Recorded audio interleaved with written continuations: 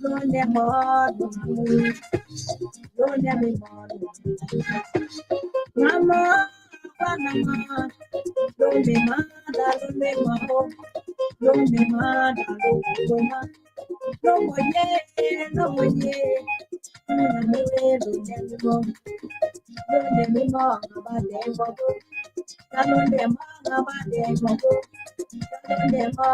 them, lonely more, about them,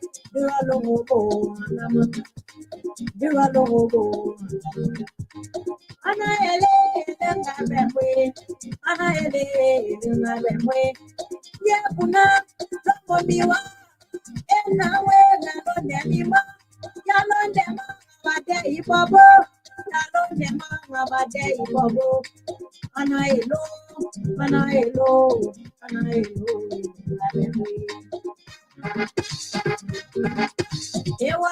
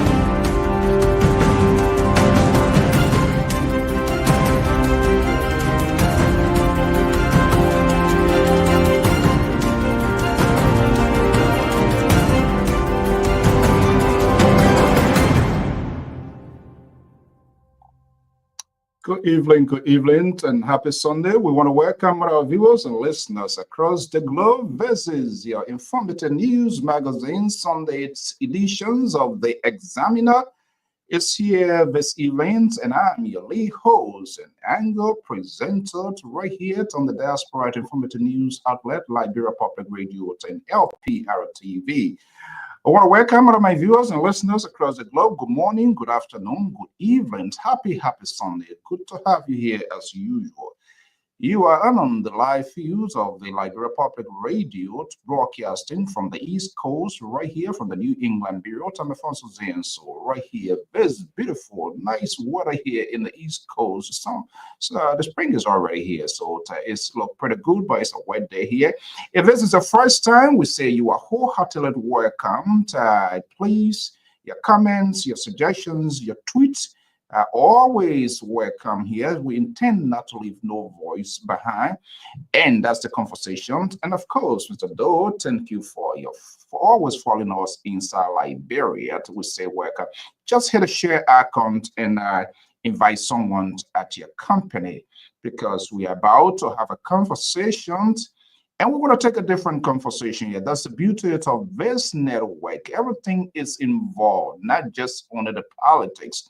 But we're going to look at some other aspect of the society where it becomes a burden of government, or what our national government is paying attention, or what are we doing as a people, as a nation, community, and society.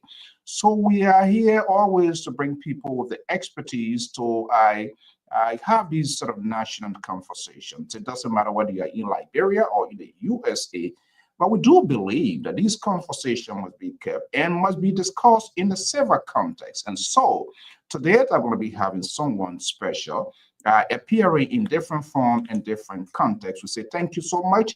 Just invite someone, and we're going to have this conversation very shortly. She's going to be joining me right here. And of course, there will be a post conversations by the analysts.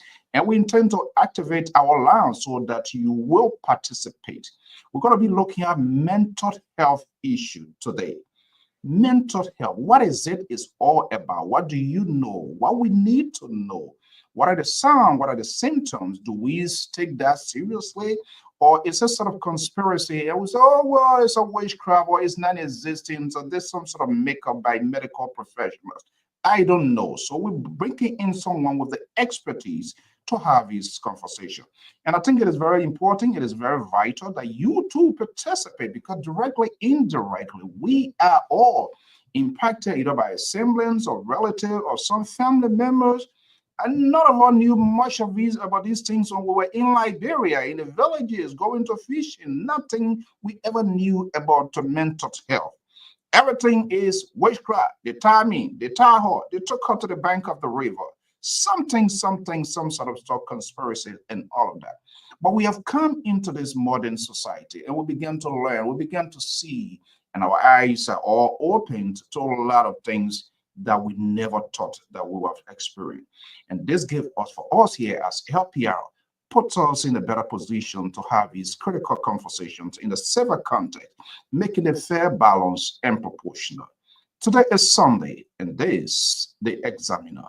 Stay tuned, and I'll be right back. Let's take this quick commercial, and I'll be right back, and hopefully my guests will be joining me here as well, and we will have the conversation here in a fair balance. Treat our guests with respect, but we do ask tough questions.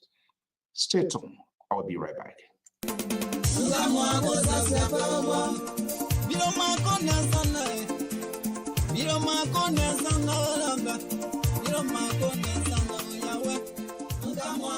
Do you want to share your events with the world? Why not contact us? We are Liberia Public Radio, LPR. We are the specialists in advertisements, commercials, radio and TV services. We have the professionals that can help you sell your products and provide live coverage of all events, such as weddings, conventions, graduations, reunions, anniversaries, sports, birthdays, baby showers, religious activities, funerals, and many more. Take your phone right now and call any of the following numbers: 682-433-8802, 267-648-6089, 484-786-8255, 3337 or 916-533-2048. Our customer service representatives are waiting to take your calls and give you the needed assistance. It is LPR, the home of excellent media services and your friends in business.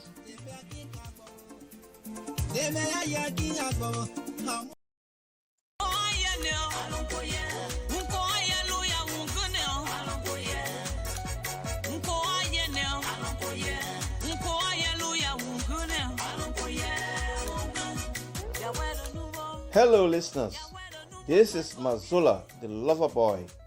I'd like to invite you to this exciting program. It is called Dancing for Jesus. It is intended to play beautiful inspirational music to help you turn your life to God. Join me on every Sunday from 12 noon to 2 p.m. Eastern Standard Time. This is our way of showing appreciation to God for the good things He has done for us and continue to do. Don't miss this opportunity. Join Mazola Gizi on every Sunday from 12 noon to 2 p.m. Eastern Standard Time for the program Dancing for Jesus. Please be there because I will be here to rock it up for you.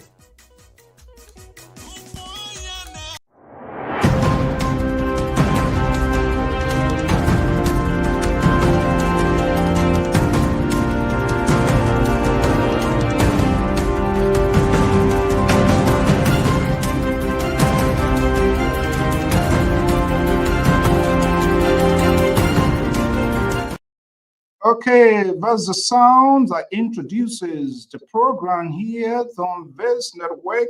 I am your lead host and presenter this evening, beautiful sunny evening here from the East Coast. And hopefully you are doing also great as well, having a great time, relaxing Sunday. And if this is the first time, we say you are wholeheartedly welcome on the Diaspora Info News outlet, Liberia Public Radio and LPR TV. We want to welcome you today. Like I told you, we're going to be having, I would say, a painful conversation. We do not, mean to inflate or to re-resurrect whatever emotion that we are going to be going through. But what this is going to do is more or less going to be like a free therapy to find a solution, who you can talk to, and how these things can be recognized. One of our own. It's not everybody is into this government or whatever, but they are professionals, and that's what we intend to do.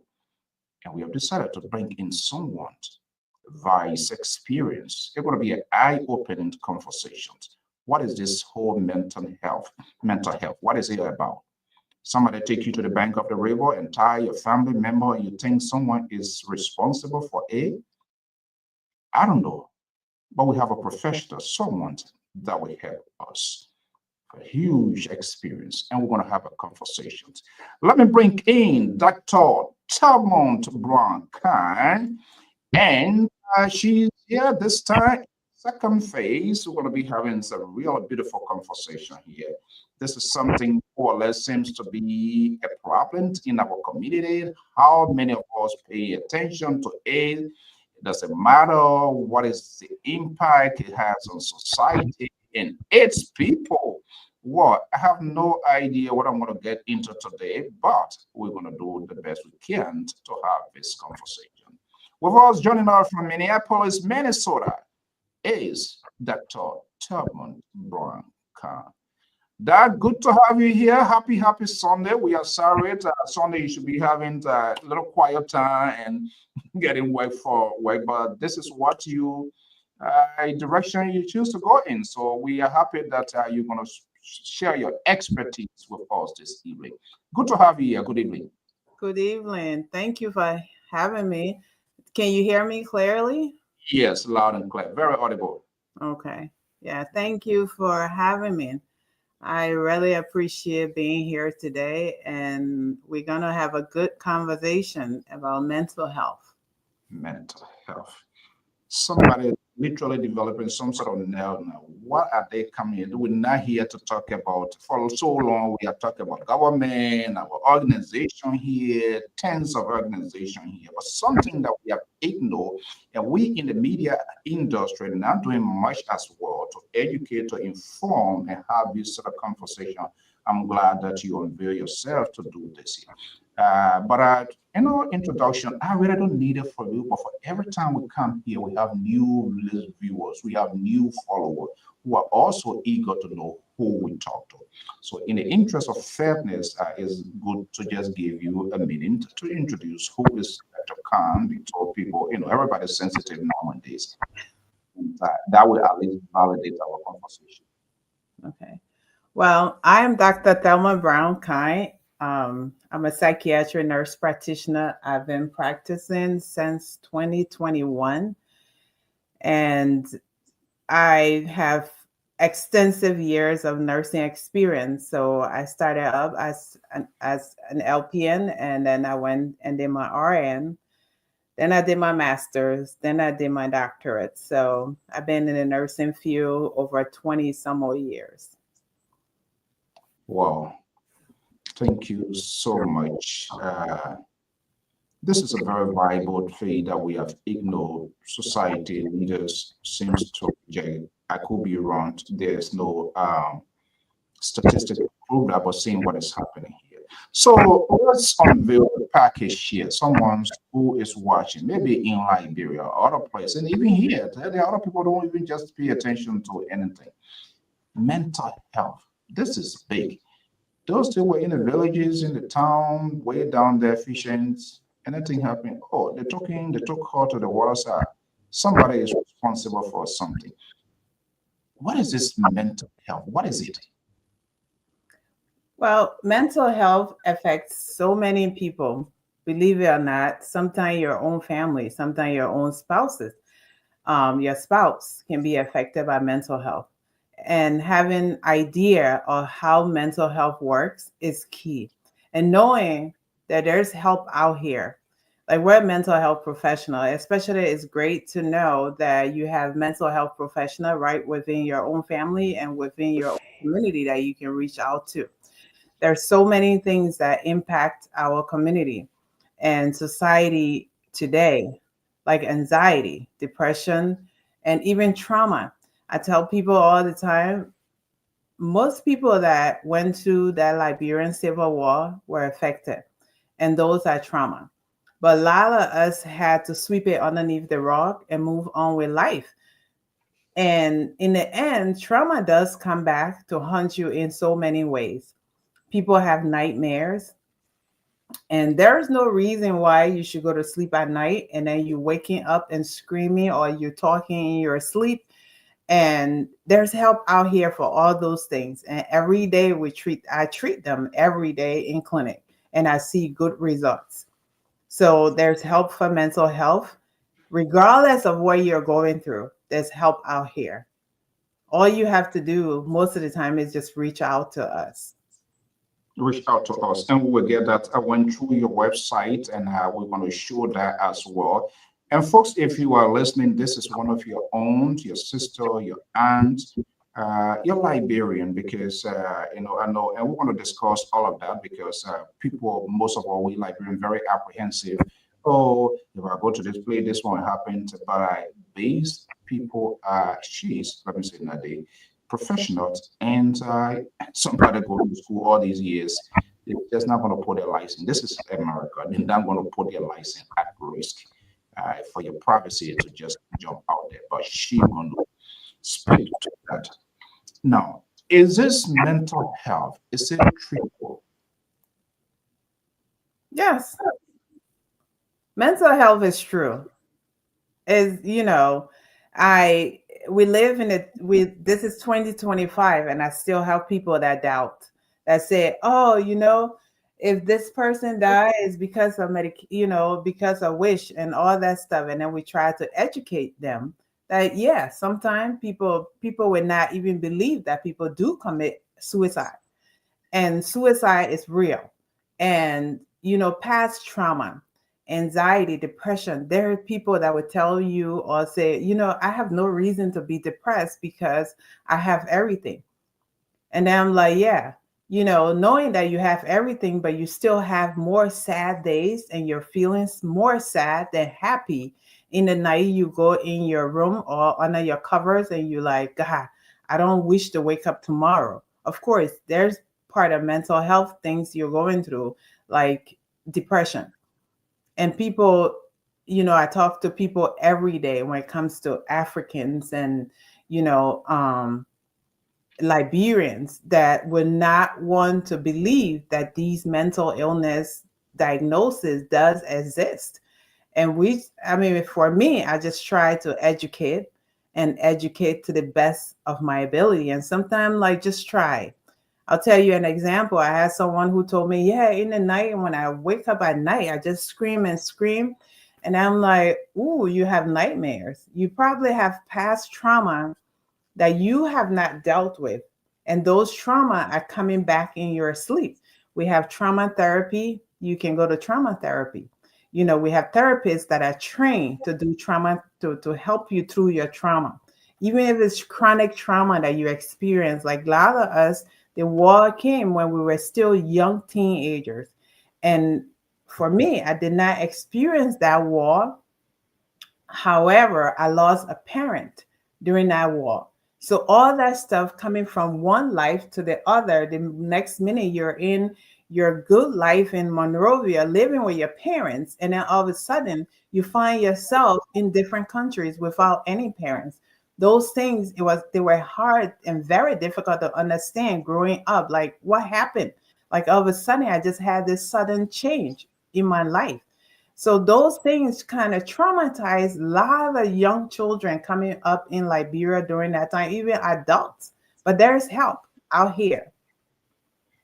So then that somebody out there say, well, okay, the war came, the war has its own impact. This the aftermath of the war. I do agree there will be a trauma, but I've migrated to the United States, where seems to be a beautiful place and everything is going on. So would that trauma still follow me through here based on what I've experienced back there? Does it still have impact in myself as a human being?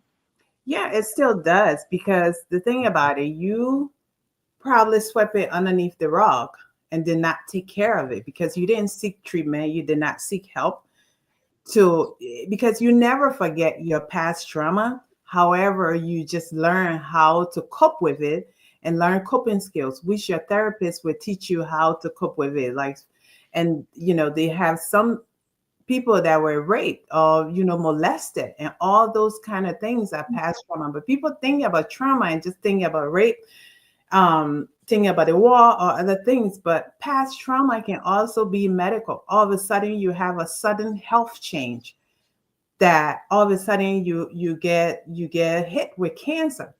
Those things can be traumatizing. There's so many trauma that happens every day in people's life, but we as people, we just, because we're so strong, we just tend to leave things and move forward and keep moving. But in the end, your trauma makes you afraid to take certain decisions in your life, or move forward when it comes to certain things. Really? So is it like a what flashback or recap of some of the bad things or horrible things experienced? Is that something that kind of crowded the human mind or your brain and kind of wake it up or something like that, or what? Yeah, because it stays in, you put it in the back of your head, but then you keep moving on with life. And I have some patients that I had a couple of female patients that were raped or molested and did not tell anyone for decades, and lived their life. They went ahead, got married, had kids.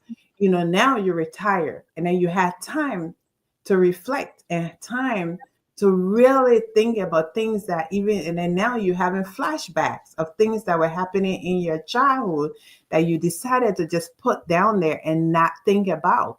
But now you have time, and those things can be anxiety provoking Those things can come through night terrors, what we call nightmares, but there's help. We have medications for nightmares. We have medications for everything, believe it or not. And I want to play the devil advocate here, and maybe sometime being ridiculous, but hopefully you can be out with me, because we are having a conversation with a diverse, not just for among two of us, but a diverse follower, and this will perhaps to help to educate. This is a complex. It's a complex situation to deal with. So, what is responsible of people not telling their stories? And I want to be specific to your point: someone being raped or something happening, and they just kept that to their chest and years and years, and then later on they start to feel it. So, what is responsible for not? Is it fear? What is it that story was not told until after 5, 6 years? Is that some sort of mental? Does it have a tie with mental issue as well, or what is it actually? Sometimes it's fear, sometimes it's fear, and sometimes shame, because no matter what society you come from, there are certain things that are forbidden to talk about. And for the most part, people, and then sometimes it depends who did it. So people would tell me I didn't want to break up the family dynamics, or I didn't want my grandmother or my grandfather or my family to be separated. So I had to keep this secret with me. And it happens all the time. It's not because they have mental health issues, that's why they're not telling. But sometimes the circumstances that they weigh and say, you know what, I'd rather take the hit or take the fall and just forget it and let the family dynamic move on or move forward. But in the end, you're hurting yourself, because in the end, who gets more affected is you that gets affected, because you have this trauma that you've been holding within that have not been told. And every day, every night, you're sleeping with this heavy burden on your chest. So, it's just sometimes people are just afraid to tell the truth. Okay, all right. Let's talk about, because we are hearing, so we want to validate this information. So we are hearing a big help is on the way in Minneapolis, Minnesota, Browne-Kaine, Arizona. And let's be illustrative here in our conversation. Let me just put it up here. Does this look like the right Kaine, Arizona web? Yes, Oh, that's one of the okay. pages. So go, Okay. you can hit the home page and then you'll see the home page. Yes. Okay. All right. That's okay. This is Khan Harrison's psychiatric professional. So you see here, license to get scheduled, to get consultation, provide high quality mental health services for people like you. Mental health, adult psychiatric, medication management. We have activation strategies. This is quite impressive. Uh, When's Alenda going to be your office, or there will be an office being will be opened in Minnesota, correct? When would that be? So let me give a little backstory about Calm Horizon Psychiatry. So last September, my husband and I, Mr. Dusty Kine, we sat down, and for almost a year we were thinking about what to do when it comes to small business. So after praying about it and thinking about it for for months, we were like, I think we should start a mental health clinic. So the both of us talked about it. We sat down and put a plan in place, and then we were like, oh, we got to find a name. So we were sitting in the kitchen, and we told our fourth. Then he was 13, and told him, we said, Aiden, go on the computer and look for a business name that has to do with mental health. So he said, what kind of name do you guys think? So we said, look at our personalities and find and narrow things down. So he went and came up with 4 names. So those 4 names he came up with. So the 3 of us like each part of those names. So we came up with the Calm Horizon Psychiatry.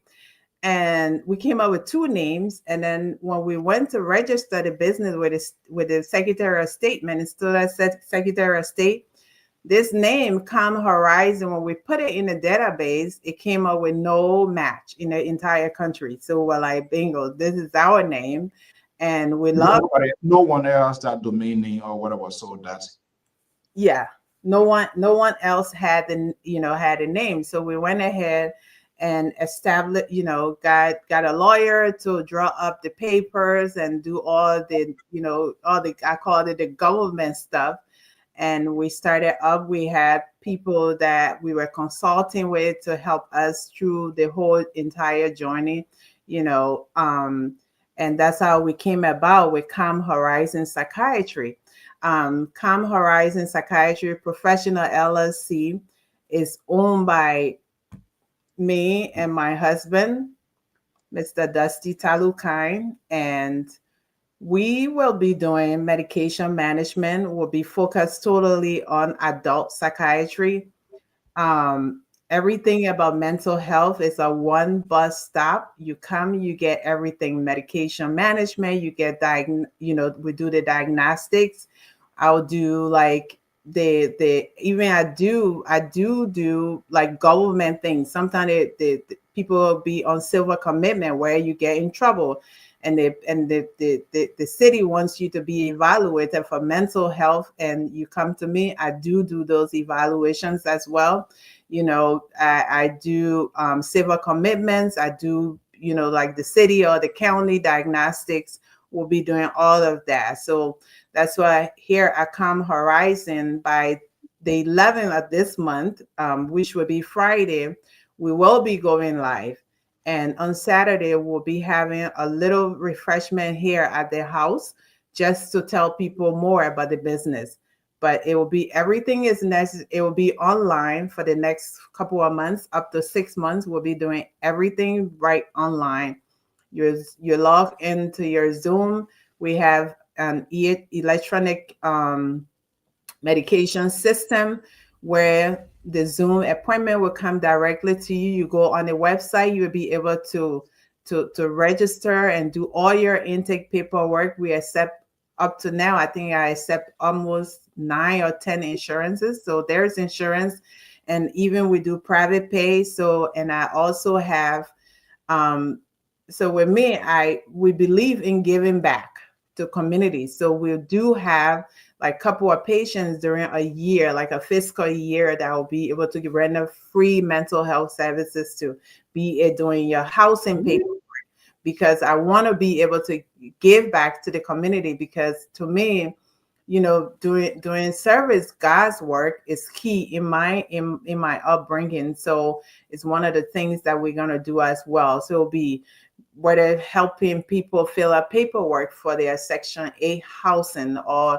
getting Medicaid, Medicare, those kind of papers, and different services that we'll be offering here at Calm Horizon Psychiatry.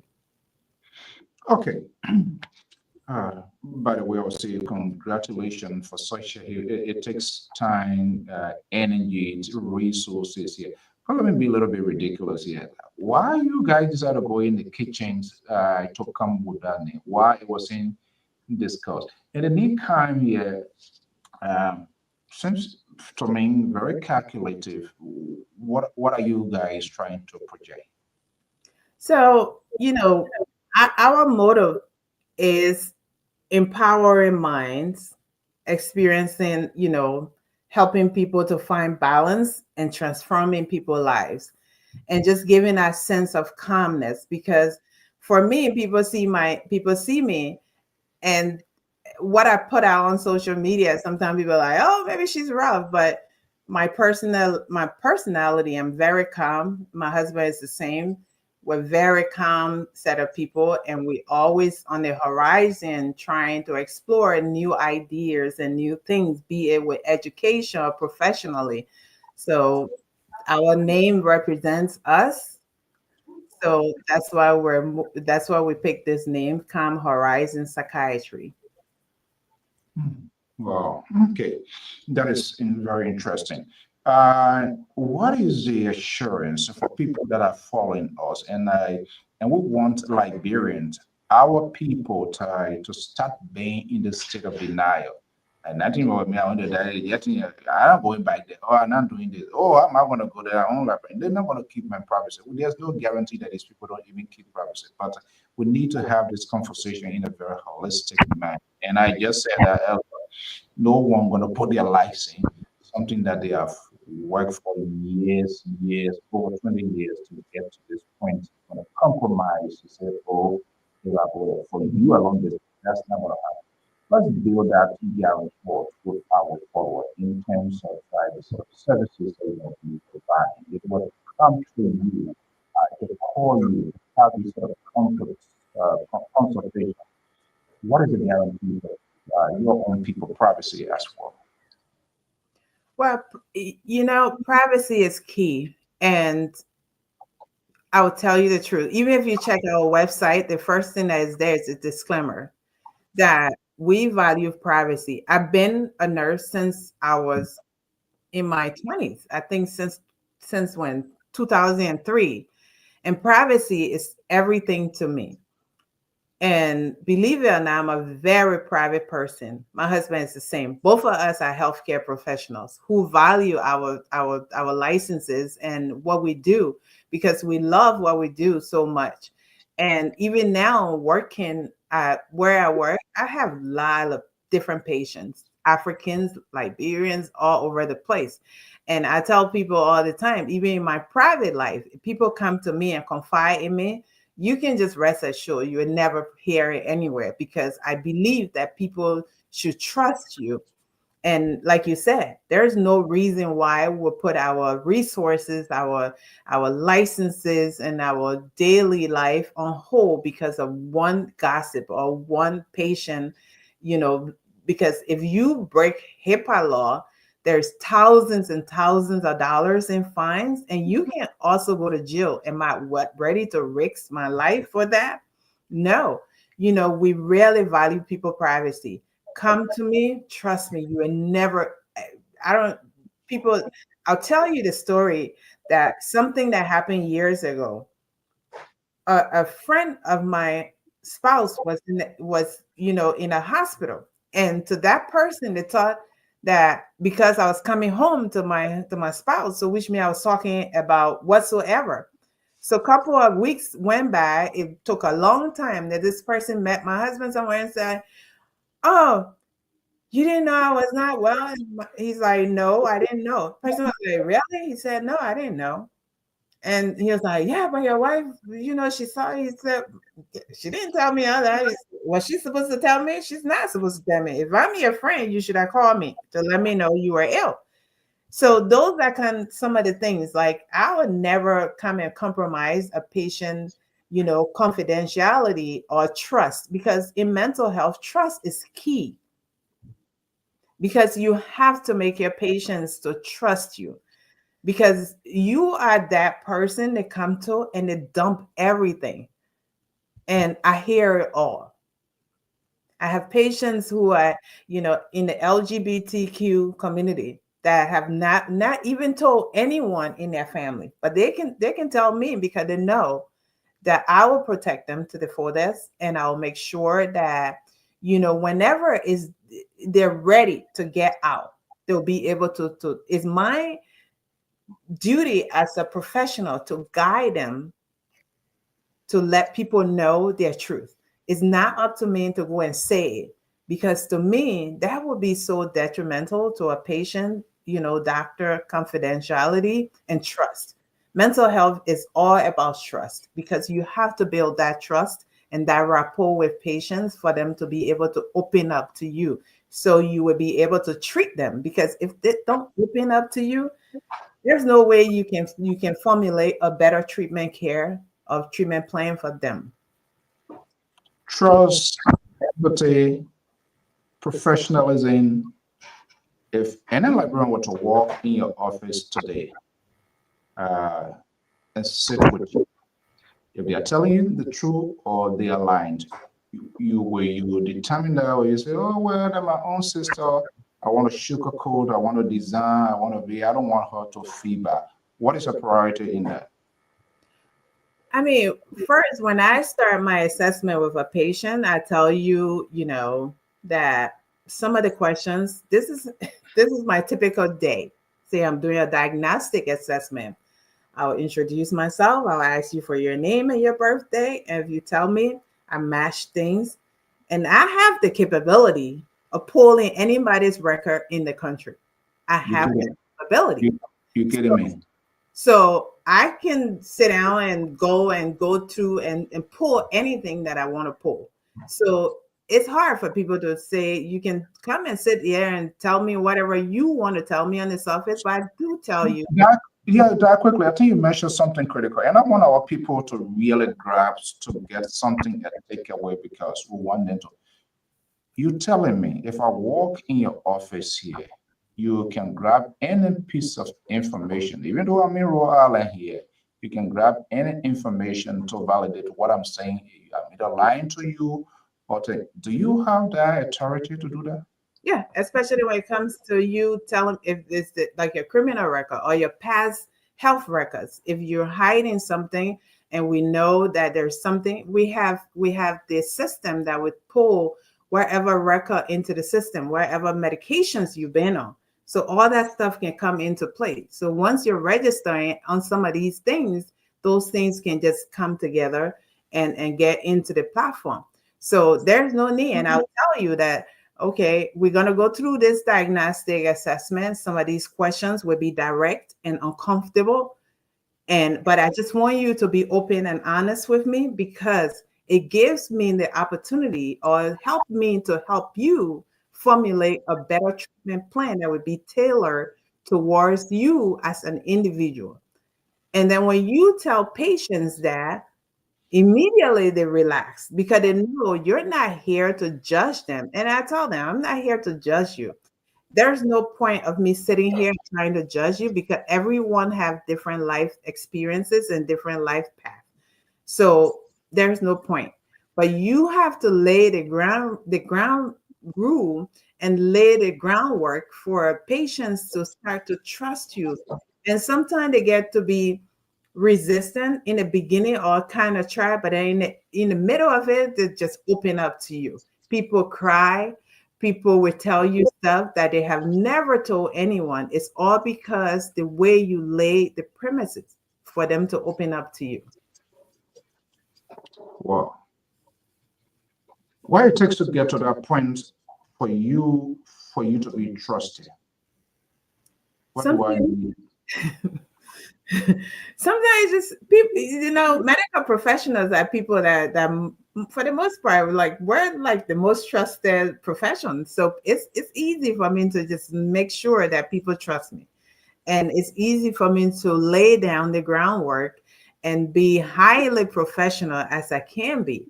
And I'll tell you, if I'm working in Walmart or Kmart, Walmart or Target, if I see a patient, unless you say anything to me or you say hi to me, I would never act like I even see you. Is that part of the profession? Yes, it's privacy. Unless you come to me and say, hi, Dr. Thelma. That's how most of my patients will call me. Hi, Dr. Thelma. And I'll just wave. And I tell them, if you, for example, if I know you live in my community, I'll tell you, if you see me outside what we're doing, if I don't speak to you or act like I don't see you, that doesn't mean I don't care. I said, but because there's privacy rules and privacy laws and privacy in general, I don't want people to know who I am, I don't want them to say, oh, she know Dr. Thelma? Okay, maybe she seen her. So sometimes I see my patients and I just walk past. Unless they acknowledge me, then I'll say something. I'll just speak to them and just walk past. Because sometimes maybe with my own family or with my husband or with my son. And I don't want you to feel like they know that I know you. Or I don't want you to know. I just try to avoid you as much as possible. This is quite interesting. Now, Do you give a sort of pre-tutoring to them, tell them, even though you hear, if you see me out there, I mean, how does that really factor in? Because, people, in our librarian parlance or get it, oh, that, and my own doctor said, well, she told me to came by June, she passed by me like June passed by July. But not knowing that there's a professional, ethical aspect of that. Mhm. Because, and you're quite correct, because the thing about it, and people are sensitive, you could that's your own leisure time working with maybe friends, saying hello. And the next thing that friend, people are so curious, who is she? Where you know her from? And all the open wound question begins to come into play. If you see your patient and you ignore them, or not really ignore, I shouldn't say the word ignore, or you decide not to just bother with them because they're on your time, you on your time, and then maybe say the next day visiting your office. So some of them bring this thing back to you. Oh, you didn't see me the other day. How you baba me so? Do they bring? Have you experienced such a thing?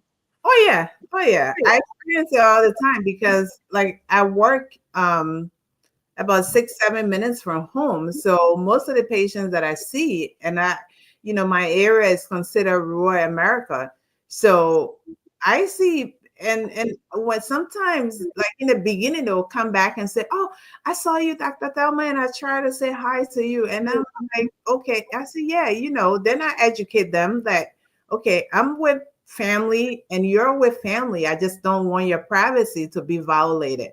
And they'll understand for the most part because they know that, you have your time outside of work.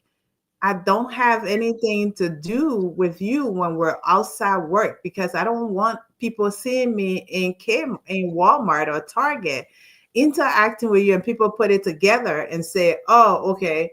All right. This is okay. Now I understand why this person knows her." Or even like you said, if I'm with my family, they may ask, "Where do you know this gentleman from?" And then now I have you put me in a position to say to explain. But still, it's not going to make me to explain anything. I'll just tell you, "Oh yeah, I know her or I know him." But I still see my patients in the store, and they'll always, because I do such a good job and I have such good relationship with my patients. So every time they see me, they'll be the first to, "Oh, hi, Dr. Thelma." And sometimes standing there and like, You feel embarrassed when some of these things might happen at time? it does happen. Do you feel embarrassed? No, it's kind of rewarding, and it's a different feeling that they see you and they acknowledge you and they know that you're doing a good work.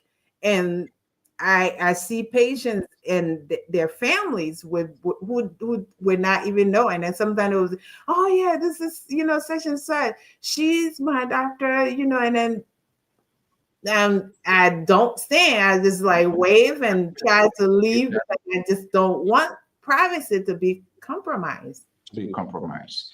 Okay, someone in Rhode Island listening, someone in Philadelphia listening, someone in Ohio listening, someone in Iowa or other places listening. Your office is in Minnesota. I am as far as Rhode Island here. How can such people, different locales, I connect with you? Do you provide services across the country, or do you have a specific block of people that are in based on their region with you?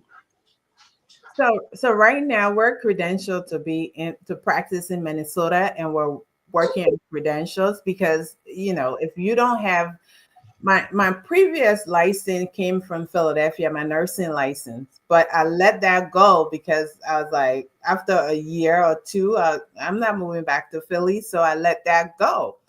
So right now I'm on the credential in Minnesota, and we're working on the credentials for Iowa. And then after that, we'll try to reinstate the license for Pennsylvania. So where you're licensed is where you practice. So for example, if my patients say if they go to Iowa, I have students that live in Iowa, live in different states like Wisconsin or different places that travel. I even have a patient that's in California or Las Vegas. They have to be in Minnesota physically for me to treat them. Wow. So basically here, for now, uh, folks in Minnesota, they are the one that you can talk to, you can treat to, that you can provide services to, correct? Yes. So, well, Minnesota people bless you. So, wow, and that's a very huge community. Okay, having said that, and this is where sometimes I can go a little ugly with our communities because they do not realize or take into seriousness the expertise of their own. Minnesota has a very huge Liberian community. Mhm. The leadership there, what are OLMO, LOMO, and all of these tons of counties, associations, organizations. Have anybody to reach out to you? Yeah, right now I'm working with the OLM, the Liberian organization in Minnesota.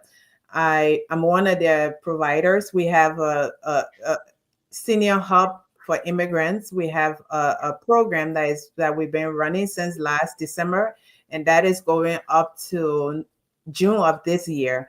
So I do their mental health with the elders, teach them mental health things, signs and symptoms of anxiety, insomnia, not being able to sleep at night, and just give them, consult with them, help them to go through their medication. So we have a couple of other providers. We have one other provider, and who is on the medical side, and I do the mental health, and then we do diabetes education. We do mental health, diabetes, cardiovascular. We do that every Saturday at the OLM office, and where they pick up the elders on Saturday morning. They come, we sit with them, we educate them, be it their blood pressure, their mental health, diabetes, all sorts of things. We educate them, we teach them how to eat good, how to eat healthy meals, and how to sleep well. Because believe it, insomnia is real. People can't sleep at night. They have some people that sleep for a few hours and then they just toss and turn, and stuff like that. So we try to educate these elderly. As people get older, there's so many things that they worry about, be it immigration, be it grandchildren, children, people not, because when people get older, their kids leave, and their children have different lives. And sometimes, believe it or not, these old people are so lonely. So in coming there and seeing their own, and then you teaching them about their mental health and the reason why they can't sleep. And then you teach them, like, do X, Y, and Z at certain time of the night, turn the lights off, turn the TV off, get a fixed schedule to go to bed. And try to just relax. Maybe cut off caffeine at a certain time of the day, say 2 p.m., cut off caffeine. So we educate these old people. So we have been working with OLM in the last couple of months, and we hoping that after June that they will extend the program for us to bring more elders in and then do the youth program. So we're working with Kamati Dian. He is the OLM executive director. And so it's a great program. Every Saturday we meet there for 4 hours with the elders. But we're hoping that after June it will be open to the youth, and then we'll still carry on the elder program. So there's people can't sleep and all of these things that are happening. Is it out of their control? Is that part of the mental health when someone is not sleeping? I don't want to sleep. I don't know. I can't sleep. Just rolling to left and by cover your head with blanket, closing your eye forcibly, but the sleep is not coming. Is it something that is out of the reach control of that person, or something medically, neurologically, or whatever? Is that something factoring in for that person? They don't just have control over it. Yeah, insomnia is a mental health diagnosis. Um, People can't. They have some people, they have to take medication to sleep, to fall asleep, to have a restful night. And then they have some of us that, even talking to you, once I put this thing down, I can lay right in my couch and fall asleep. It's not like I don't have any problem. Is it just because I don't have insomnia? But they have some people, no matter what they're going through in their life, they just can't sleep. And there's medication, there's help. And some people, because of the anxiety that they have and the depression, is not making them to sleep at night. So there's help for everything, for all those things. We can teach you, like say for example, people would drink caffeine, drink coffee up to 5, 6, 7, 8 in the evening, and they want to have a restful night. And caffeine would make you not to sleep. So we educate people. If you're having a hard time falling asleep, maybe you should cut off caffeine at a certain time of the day and see how you do without it. So we'll teach you other coping mechanisms that will help you to fall asleep. And if those things don't work, then we have medications to help you.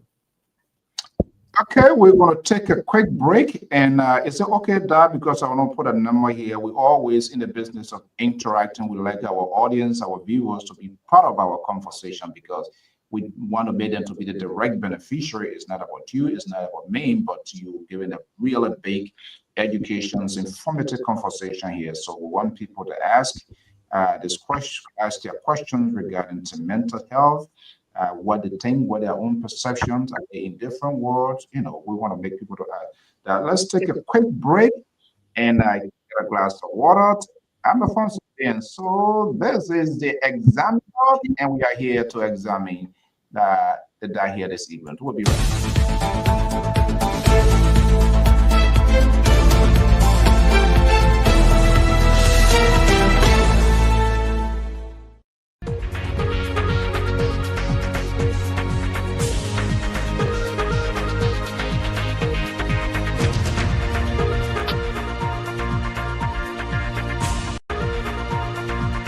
Okay, let's do this here.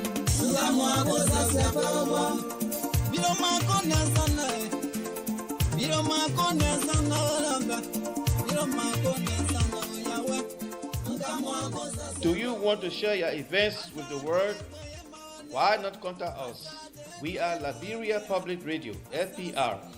We are the specialists in advertisements, commercials, radio and TV services.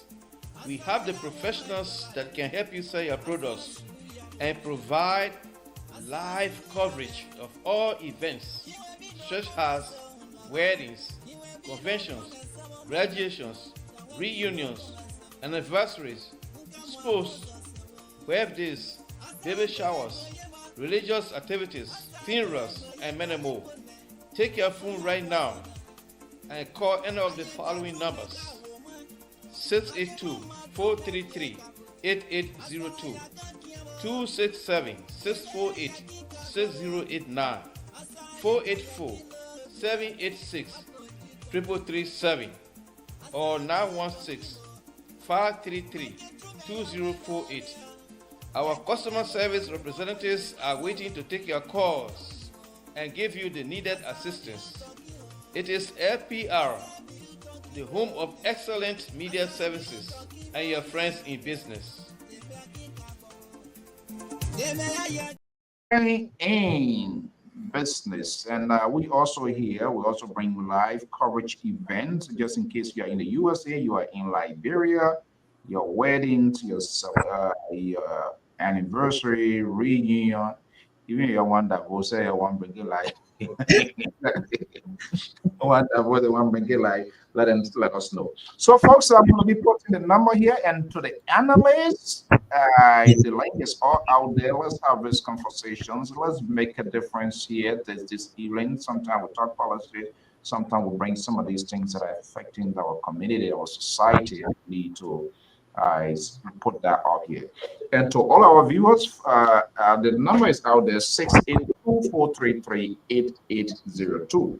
Let me just tell you right now, this conversation here is not about Joel Howard Taylor's interview today. No, strictly mental health, and that's why it is there. If you have any questions about the mental health, you have any apprehension, you think it's not existing, you think somebody somewhere making up something just to do whatever thing, that's it. 682-433-8802. And the questions with respect to mental health, that's what we are talking. No speaker number one, speaker number two. So the analyst, the link is also out there to join us here. So as I sort of peruse through your site, what are specific type of mental health treatment that Dr. Khan you focus on? So, I mean, just to, so, are there specific one that you focus on that becoming the reach out? I want to tell you, family here, all of us people have family relatives in them as well. So directly, indirectly, people will still be benefited. You don't necessarily have to be there, but you have semblance. You have other people there. What is your focus in this few years in terms of the sort of treatment plan that you put in place for people? So we do, we specialize in anxiety, depression, or source of mental illness, bipolar 1 and 2, schizophrenia, schizoaffective disorder. There's so many, there's so many. Yeah. Okay. Yeah. Personality disorder and borderline, we do everything.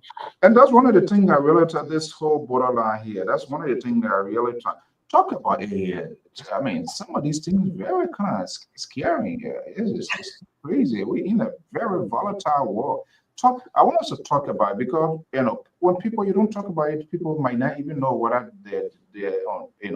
So let's do it step by step while the analyst will be waiting for a phone call. Borderline. You're talking to ordinary person who have no idea what is it. They're not talking about you crossing border from Liberia to Cote d'Ivoire. That's not what she's talking about here. This is a scientific thing that she's talking about. What is the borderline? Somebody that is listening here, how can you simplify that? So for borderline personality disorder, these people have different personalities. So 1 minute it can be on a different, I'll put it in the simplest way, on a different level, and the next minute they're doing something and you yourself would be so shocked to the point where you like, oh my God, why is this person behaving like this? This person was so cool and calm right now, and the next thing they're behaving this way. So when it comes to bipolar 1 and bipolar 2, there's something that distinguishes the two. So 1, they get so manic where they wind up in a hospital. For bipolar 2, they get so low and low. Depression is key in bipolar 2. So for anxiety, people just anxious. Everything makes them scared. Everything makes them nervous. So that's anxiety. Depression is just the feeling of sadness where people go to the point where they're so sad that they want to harm themselves. They self-harm, they cut themselves. The same thing with borderline. There's so many, they actively try to commit suicide. They actively self-harm. They put themselves in harm's way. And some of them would just go to the store and just make big purchases without being self-aware of what they're doing. But there's treatment for everything. For a borderline personality, there's no specific medication for that, but it's therapy. Therapy. But we have medications that will help control those behavior disturbances, as we call them. We have people that have just behavior disturbances. For bipolar 1, bipolar 2, there's medication, and we have antipsychotic. But antipsychotic, and then we have SSRIs, which are medication that have serotonin in them, and then the antipsychotic. So I try to explain to patients, not because I tell you I'm going to give you antipsychotic, that makes you crazy. But these medications treat a variety of medication. Believe it or not, in mental health, it can be one pill, and that one pill I'll prescribe to you can treat more than 5, 6, even up to 10 things. We have people, even when it comes to like weight loss, some of the mental health medications will help with weight loss. Even when it comes to libido, like sexual health, some of the mental health medication will decrease your sex, your sex drive. And we have medication to counteract those things. So mental health is a broad, it's huge. I heard about that. My goodness. Wow. So yeah, if you come to me and say I give you a medication that is affecting your sex drive, I'll tell you, okay, once that medication is working, I can give you something else to counteract that, to help. Even though you have one that is bringing the sex drive down, I can give you something that can bring it back together. So there's so much out here. There's so much help. And even I'll tell you cognitive stuff too. Like people have their children and you have your kids and or your child, and this child is just every time there's complaint coming from school, the child is not doing their homework on time. They're not completing their homework. They're doing, doing bad in school. And you like having questions like, why is this child not doing anything? There's nothing wrong with them. But then you find out that their attention span is so limited. All you have to do as a parent is get that child psychological testing and have them tested. They probably have attention deficit, which is comprised of inattentiveness. They get impulsive, they cause trouble because if you don't take care of those things from the beginning of this child's life, maybe from by the time they're turning 18 and very disrupted, they can end up in jail. So I just educate parents. If you find out that your child attention or they're behaving in a way that is not normal or like their other siblings, then you need to get them help as soon as possible. Wow. Well, folks, the phone line is out there 682-433-8802. It doesn't matter whether you live in Minnesota, but I do believe for most of us, we have family members. So I think Minnesota is blessed to have one of their own. I Actually, I'm not sure whether you want to come on, but just send me a text or let me just send the link.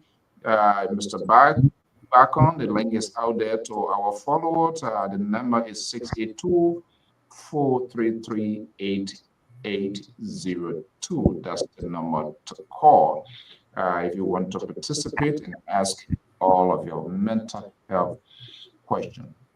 Now, these people that suffer from these mental health issue, people trying to hide themselves or either the date, do they not they don't, is it that they do not know what they are doing at that period of time until after before they can recollect and that the damage is already been done? Is it that they just it's out of their control? Because sometimes the man know me, you know what he did to himself. The guy will take knife and go ahead himself, this and that.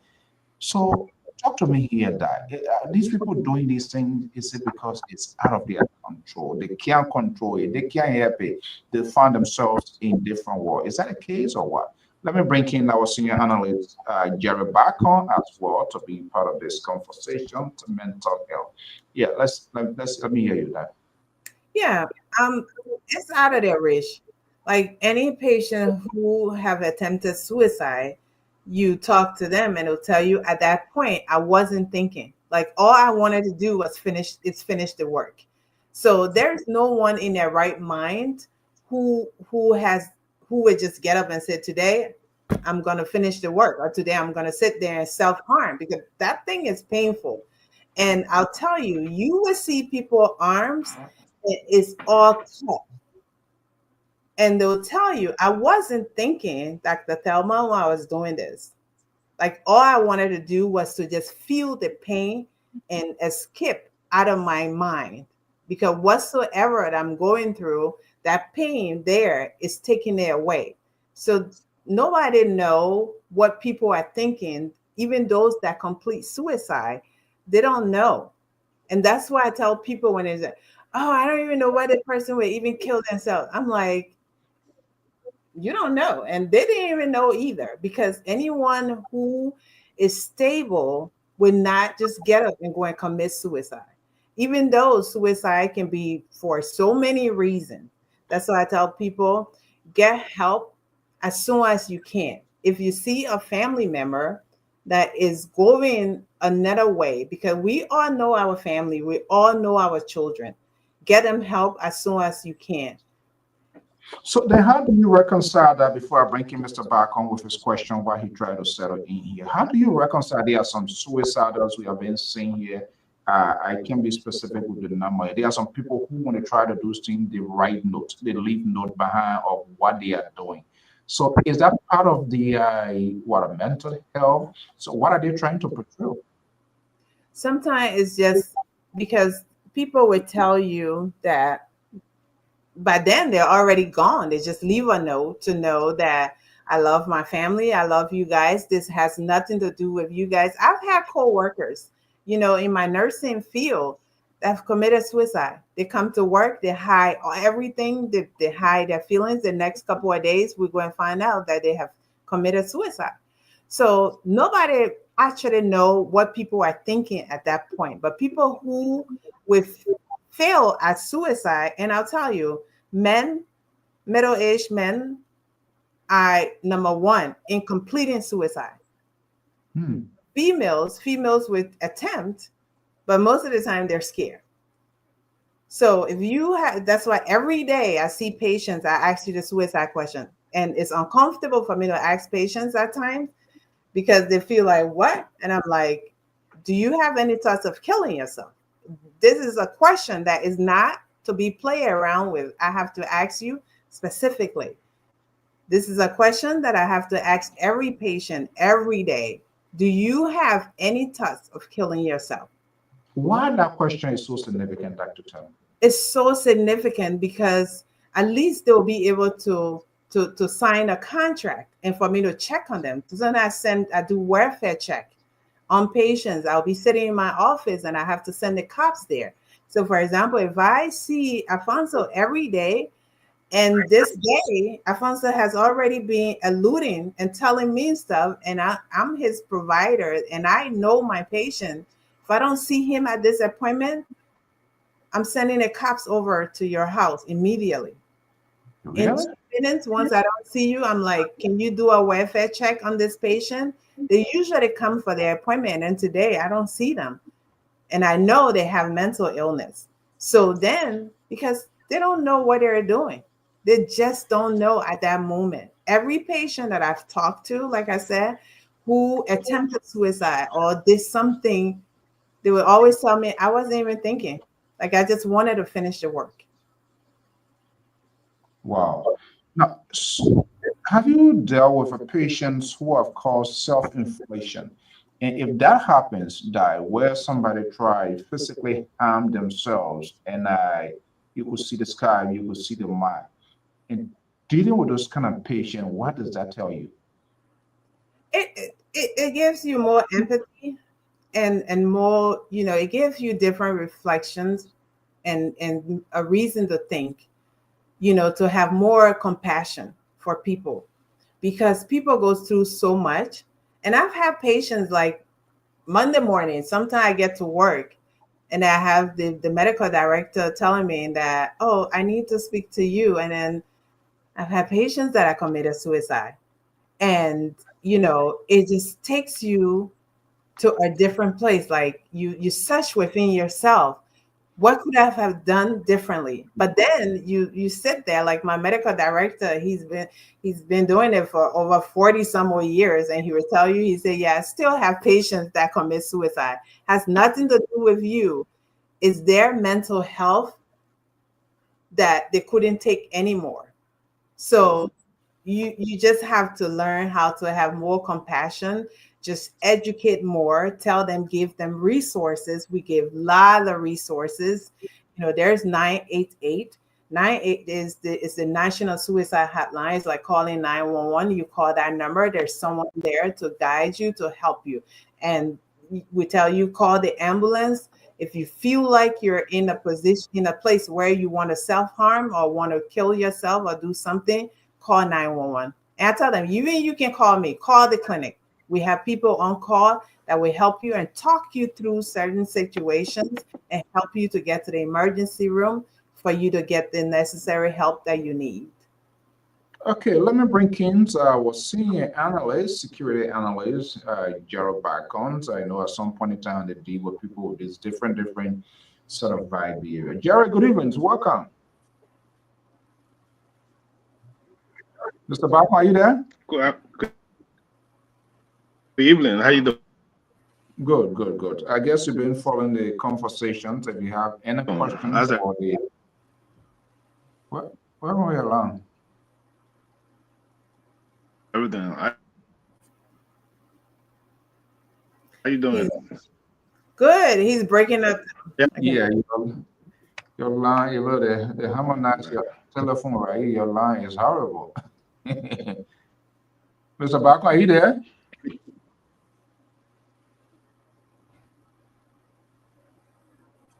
Okay, I think Jerry, are you hearing us? Okay, let me leave. I think Yeah. it's frozen. He needs. Let me go. Let me pull you out and then you come back. Your internet service is being harmonized right now. Okay. Wow. What a great conversation. So let's come back to this office. When is the official dedication of this office? So on Saturday, the 12th, but on Friday we'll go live um, online, so patients will be able to go online and be able to book their appointments, and I will see them. I have the whole home office set up for the telehealth. We have Zoom, so we have electronic system that if you go online on the website, you book your appointments, and you'll be able to do all your initial paperwork, verify your insurance, and then I will see you on your scheduled appointment. Wow. So as of what Saturday it rolls out, people can start uh, making yeah. What are your expectations? And just to come back, what have you observed in the community in terms of people with different types of mental health? Are you confident that people are going to come and show out or reach you not on the day of the dedication, but to have a sort of a painful conversation? Because and the thing is, our people, and listen, now that our people, Liberians, we are very hard to believe, always in denial of the real time issue, the real problem, and people just doesn't like people who speak out the truth. So, how do you intend to kind of like go through the? Let me see what I Jerry. Jerry, are you okay now? Jerry. Yes, I'm here. Okay. All right. Let me have Dr. Khan to respond, and I will come to you. What are your expectations with your own community? Minnesota predominantly a lot of Liberian there, and people went through all of different forms of trauma that have a long term implication. We just, in our own ways, bury this thing and we just think it's okay. And when they become proactive when the damage is already done. Now, this is more or less what you're doing here is to prevent the damage being done before we have a conversation. And I'm hoping that people will really make use of this and tap into your expertise. So, I mean, it's just doing outreach. So this weekend we'll have flyers and brochures. We're gonna drop them off to a couple of places. We want people to come in and see us, see me if you have any need. And I tell patients, let me tell you what I tell patients all the time. If you're going through any mental health crisis or mental health issues, it's better for you to seek help. Because if you don't, the cops, I know that you're going through mental health crisis or mental health and you have mental health issue or mental health diagnosis, but the cop doesn't know. So if you do something in the community, you might wind up going to jail. And when you go to jail, they put you on silver commitment. So silver commitment is now the government is in charge of your treatment. So for silver commitment, they'll send me a letter and say, can you diagnose this patient? And this is the treatment plan. And it says there X, Y, and Z. If you don't follow the government treatment plan, you're going back to jail. It's not like they'll give you help, but there's criteria. And no Hmm. matter how old you are, they'll tell you, okay, you And treated, no regard for age, right? yeah, are you treating this patient? And I'm like, yeah. Are you committed to treating them? Yes. Okay. But we have a treatment plan that is specific and tailored towards that patient. And that's all you have to follow. Now you're going to be taking the injections. You're going to be taking, it's not up to me. And when I tell patient, I'm like, the injection is too strong, Dr. Kine. I don't want those injections. Some that the government wants you to stay out of trouble, to not go and fight your neighbor or not go and cause harm to your neighbor. So of course they're giving me those strong medications. But if you come to me voluntarily, I'll be able to sit with you and create a treatment plan that will be tailored just for you. So I tell patients all the time, whether black, white, green, whatever creed or sexual orientation you are, seek help for your mental health instead of allowing the government to get into it, because then my hands are tied. I cannot take you off those injections until your 1 year or 2 year civil commitment is over. So let's get it right here because I want our people to understand. So if the silver commitment, if I'm hearing you rightfully, if the silver commitment comes into play, at that point in time is off your hand. You're just going to follow government's regulations. They say this person deserves it. Is that a reason sometimes when people are arrested, they take you for psychos, evaluation for place? Is that a reason for that? Yeah. Yes. Are Yes, they you take you for serious? psych, they do psych evals and they're like, okay, this person is dangerous to society or community.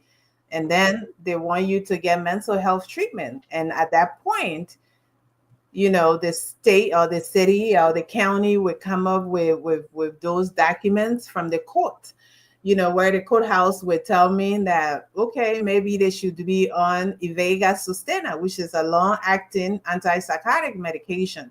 So then you have to take those injections. If it's every month, you show up, you take the injection. If you don't show up for those injections, you either go into the psych hospital or you go into jail. Are you serious? Well, so folks, we are having this conversation for the good of our community, for the good of our society, and these are things that people should pay for, but one of your own coming out. For those of you in Minnesota, trust me, you are blessed. And even if you're not in Minnesota, you get family members, just call and they can get in. I'm not sure what happened. Mr. Bacon, are you okay? Jerry? Yeah, I'm all right. It's just that Okay. my line was doing acting up. Yes, yeah, I'm okay. Okay, good. All right. I don't want you to go tell the liberal that, oh, I went on the show, they didn't let me to talk, so that's not me. So I think we had a couple of being listening here. Do you have any questions for Dr. Khan? Or you have anything? Yeah, can depression cause suicide? If I hear him right, I think he's asking are you saying whether depression can cause suicide? Is that it? Your line is breaking. Yeah, I did not understand. Mr. Bacon. Yeah, you get a very bad line. You're in like Can very you your internet. hear me? No, we're not hearing you, my man. What was your question? Maybe turn your Wi-Fi off. Yeah. Jerry, what was your question? Yeah, I think I got a more here. This is not doing that good. So yeah, but I think that was it. But to just let me just add a little layer to it. The question, yeah, depression can it cause what? Cause suicide, something like that. Is someone depressed, it potentially lead them to suicide. Yeah, yeah. Depression. People get depressed. They feel down. They feel worthless. They feel there's no need to be alive, and they feel all bets are off. Everything they work for, there's everything is just senseless to them. They feel down, feel so low to the point where they get to commit suicide. Of course, depression. Yeah, it does that. Wow. So, and I heard you saying, considering what we experience from our own country, to Liberia, with business, so the possibility, all of us, directly, indirectly, without even knowing that there's some sort of trauma, there's some sort of that may tie with this whole mental health issue. What could be your honest advice? How, suppose these things, if it's not being experienced periodically or without me knowing, can I just come and by you having conversation, you would know exactly what that person, what he or she is going through? Yeah, people come, you go to the assessment, and then you try to, and sometimes patients come even though they don't want to talk about it, but because of things, questions, leading questions that you're asking, and other things that you're just trying to find out, you wind up finding out that it's all based on their past trauma. So for the most part, I advise patients to do therapy. You sit with someone, you tell them everything. They help you with coping skills. They help you how to maneuver some of those trauma.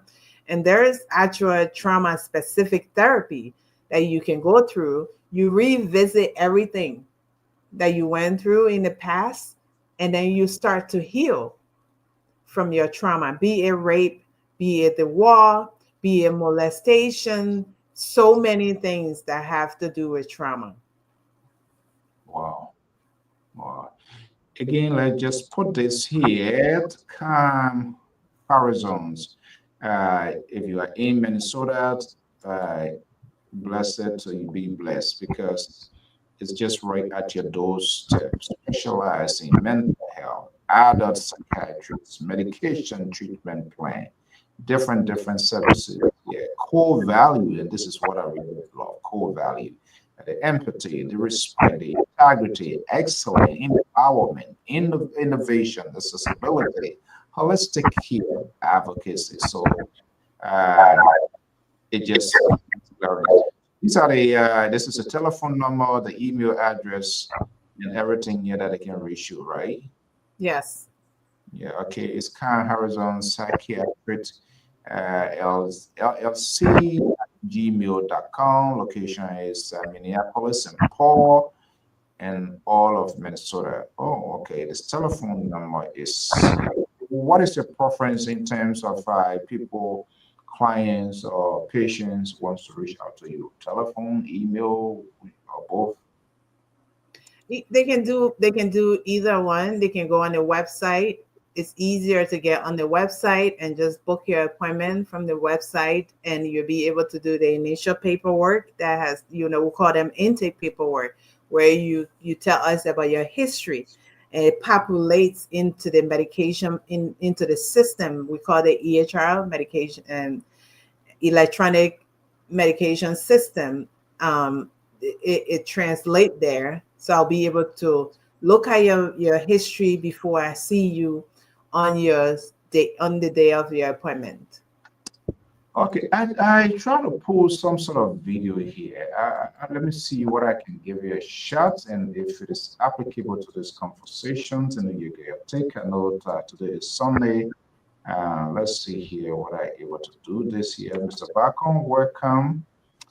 Um, Let me see here. Then share screen. Yeah, online is acting up, but I'm doing back. You do what? Yeah, let me just see here. This is something here. Let me just play this here. Listen, my line is acting. Yeah, I put it. Let me just play it, see what is applicable to our conversation if you want to speak to it here. Today you will learn about the circle of control. The circle of control is a tool that can help you manage stressful situations, anxiety, or moments of overwhelm. The goal of this activity is to help you identify the things in your life that you can and cannot control. You can then focus your time, energy, and attention on the things you can control while letting go of the things you cannot control. A simple way to start is by drawing a circle on a piece of paper. On the outside of the circle, write down some of the things in your life that you cannot control. And in the middle of the circle, write down some of the things in your life that you can control. Some examples of things you cannot control might include how someone treats you, how other people act, whether people like you or not, how other people feel, your past actions, world problems, or the weather. Some examples of things you can control might include how you treat others, how much you take care of yourself, your actions, your attitude, your words, the friends you choose to have, or how hard you work. You can also use the circle of control if you are going through a situation that is causing you stress or worry. Start by writing all the things about the situation you cannot control on the outside of the circle. Then list all the things about the situation you can control in the center of the circle. If you can't control the situation, then it is not helpful to dwell or worry, or to try to fix a situation that can't be fixed. Instead, you can free yourself from the worry and stress.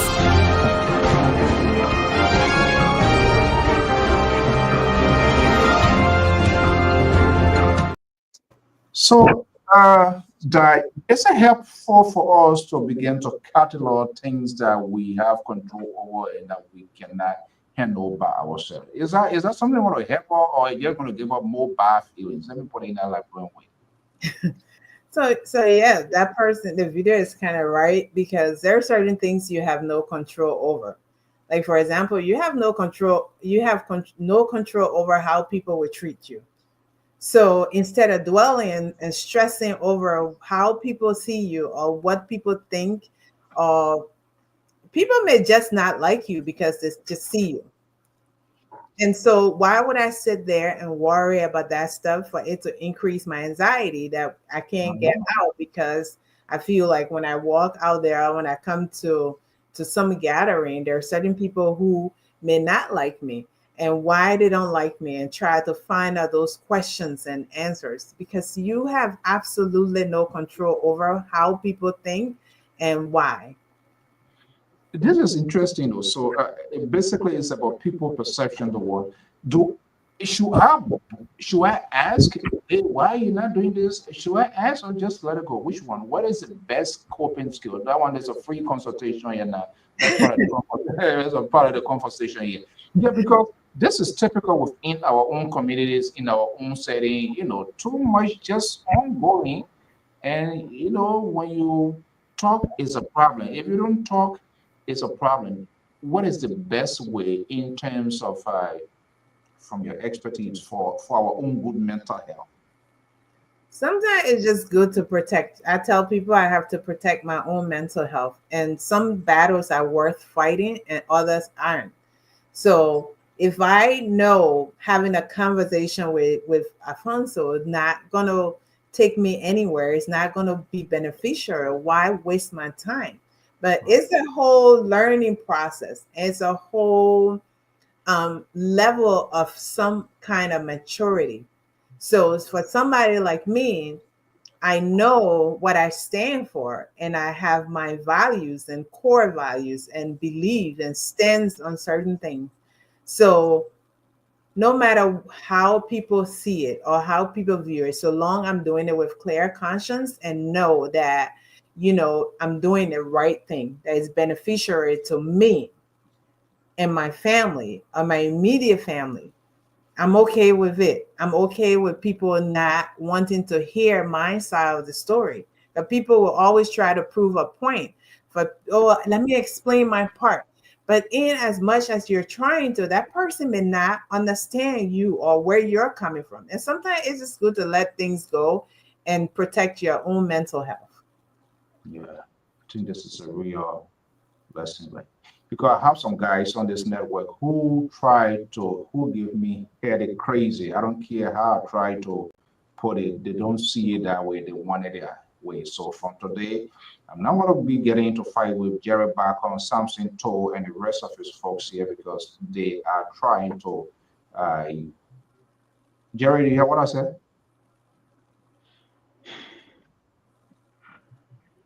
I'm not going to dignify. Okay, thank God you let it go. Okay, we have been here a little while with Dr. Khan, but no, tomorrow is the morning, it's a working day. You were asking a question, your audio wasn't too good. We will, we hope to have all year continuously to provide all this. What was your question you were asking? No, I mean, there are a couple of questions I want to ask. If there's any Yeah. Go ahead quickly before way of knowing any next few minutes. symptom to say any symptom or sign of individual who is suicidal to say yes, the person, look at the individual, there's any sign to indicate the Yeah, person is mhm. contemplating of suicide.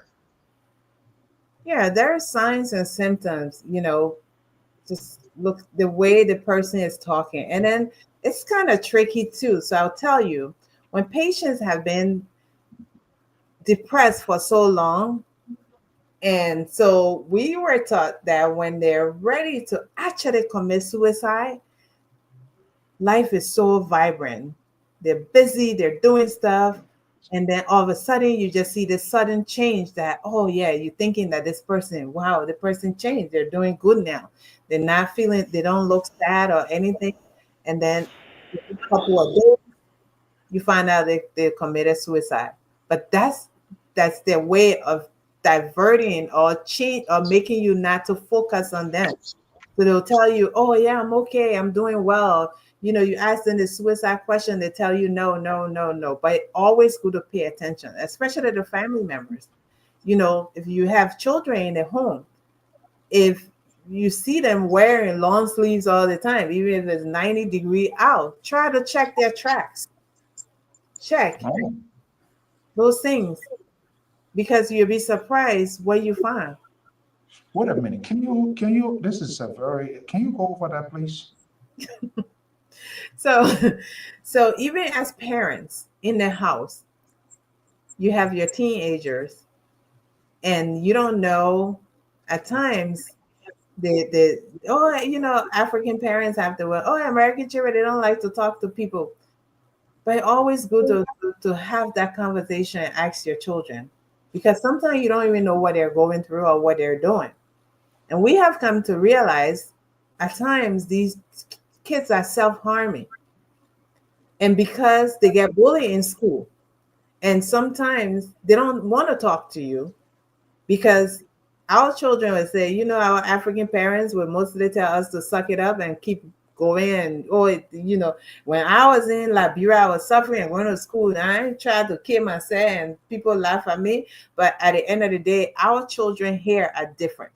So pay attention more to your kids, because they when they get bullied in school, they try to use self-harm as a way to escape, to feel that pain of punishment. Do I am I good enough? Am I, maybe because I'm not good enough, that's why I'm being teased in school. So it's good to check on your children. Sometimes we follow the work all the time, and then the kids are drowning in depression and in being bullied in school, and they're self-harming. So like their thighs, upper thighs, and those kind of places, they'll cut their legs and cut their arms and stuff. So if you see your kids, winter time, summertime, where they're supposed to just try and see what's going on, because sometimes you'll be surprised to see what you find here or here.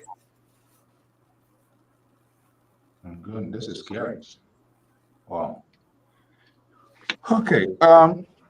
Jerry, do you have any question before we wrap up here? Because I know we have our here, and we'll continue to have this conversation. But No, yeah. again, Let me just ask one or two more questions. Yeah.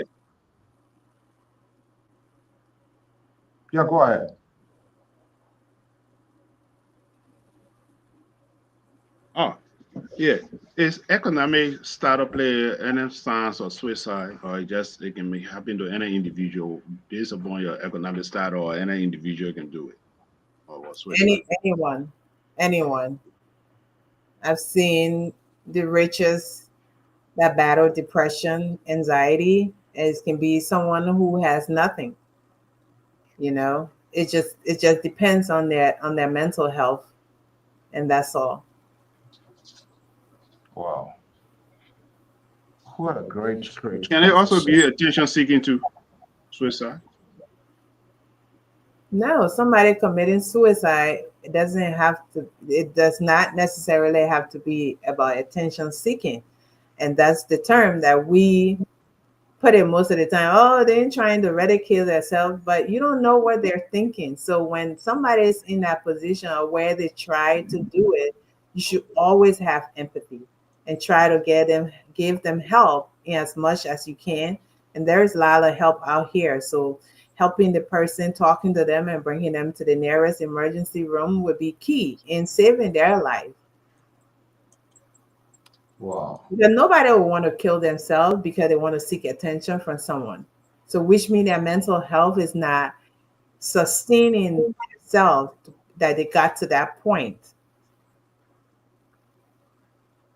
Oh, man. Okay, what Dr. Thelma Browne-Kaine. Look, again, the Horizon. If you are in Minnesota, please, this is something you really want to make use of. They will be opening this Saturday, right? Yes. Saturday. We will talk to them as part of our give back to the community. If we have any sort of whatever announcement, we'll take it on here because we believe in finding we're not good at managing crisis. So the best thing to do is to avoid these crises because we make more crises and stuff like that. So we need to prevent, and I think that's the preventive process conversation that we are having. She doing her part, we are doing our part. We're having this public discourse, we're having the public conversation, whether it's comfortable, it's uncomfortable, we are having it, exploring all means for availability, their willingness to help. It's on you now to accept and to be in denial, reject, or whatever you think. But our job is to have these conversations that sometimes are uncomfortable. But it's part of our job to do that. Dr. Kant, I want to thank you so much. We always hear it. And again, your expertise. See, Dr. Malley then coming now. Okay, let me see here because I know he we Dr. Malley Jones. Yes, sir. I'm sorry. I'm not calling from studio. I'm calling from outside. You want to know? Oh yeah, now we're applying some magical charm these days. Okay. Well, we are about to have a go, but it better late than never. Should be here for a while now. Before we wrap out, what is your, I wouldn't say final message because we'll continue to have you here, but you are, again, I want to say congratulations to you and your husband for this. This is remarkable. This is more or less human intervention to be a help to the people, the time, the energy, the resources, the sacrifice is just huge. And if you go through, we encourage people to go to the website to read and to see things for yourself, and not just only what we talk here. With their permissions, we'll always talk about it here during our programs and we'll share so that you go read. I mean, they say seeing is believing. Don't just let us talk about it and you just go with it. Go read. There's so many way that you can contact them, hear things for yourself, and you can take a decision. What is your message to your people and community before we let you go? So, so my message to the community is that there's help out here when it comes to mental health. I want you to know that we would do everything in our power. If you do your part, we'll do our part to help you in your mental health needs. We treat from the age of 18 to 79. So that's the age range of people that we treat. And if you have your children who are below the ages of 18, and if you need to find a providers, you let us know. We'll do a referral. We'll show you. We'll give you leads in people that we know that associate. We have associates that would treat certain age because I chose to do from the age to do adult mental health. So, but I have associates, acquaintances or colleagues that treat us, from young children from the ages of 6 to 17.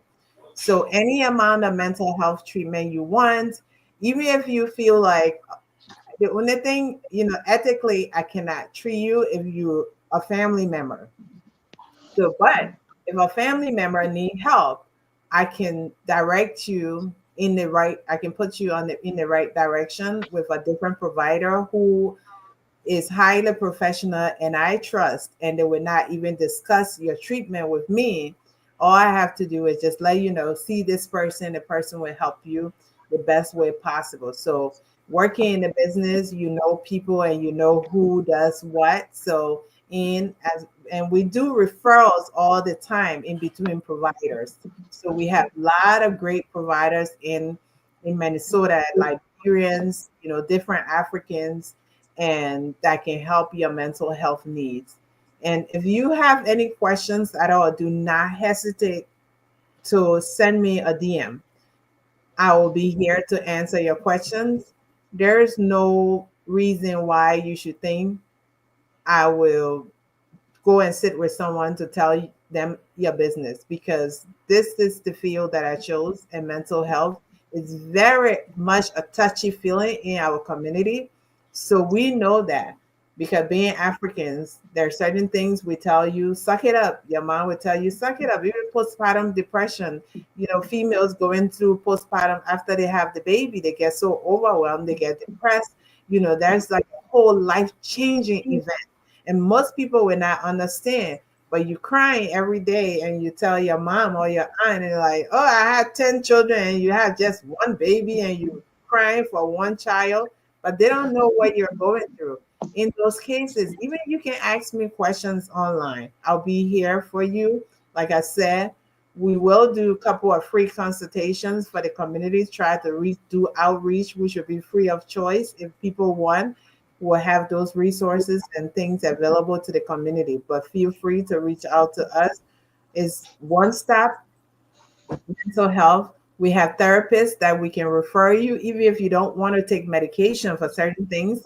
Therapy is key. In psychiatry, we tell patients all the time, medication and therapy work hand in hand. So if you get one portion, there's the other part is missing, trust me, you're not going to get that balance. So we want you to get both, for you to get the whole picture and get the entire help. And we have great therapists in the Liberian community. We have great therapists in the African community that are here and ready to help people out. So come to Calm Horizon Psychiatry. Go on our website, book your appointment. I'll be able to see you, do your diagnostic assessment, come up with diagnosis, and start your treatment plan immediately. Oh, there's no way. I intend not to relegate this here, but for here, this network too, we intend not to leave no one behind. But we got some people here. This is your take-home question. If you want to answer it, that's fine. Can mental health be spiritual? I don't know. I don't know what it is, but it can't. We leave it as it is. No, mental health. I don't. What's spiritual? Is that like the Christian thing or gospel spiritual? Okay. Or like the African sense? We'll put it in our cover, and I try to give it as. All right, Dr. Kant, I want to thank you so much for your expertise. Always, this network is a network, and again, we want to say it.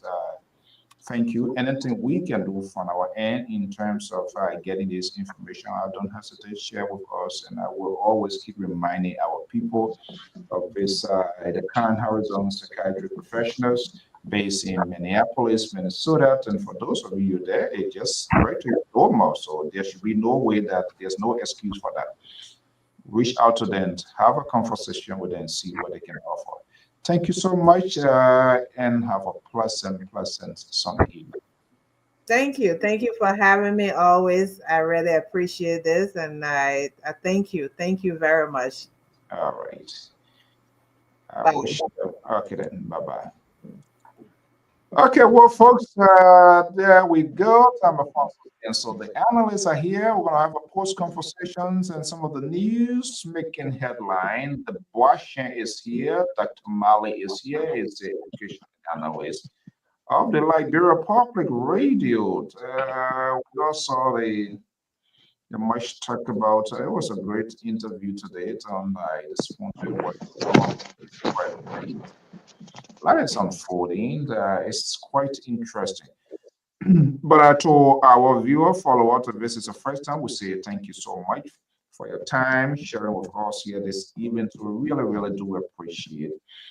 There's a package in the making that we will unveil on this network.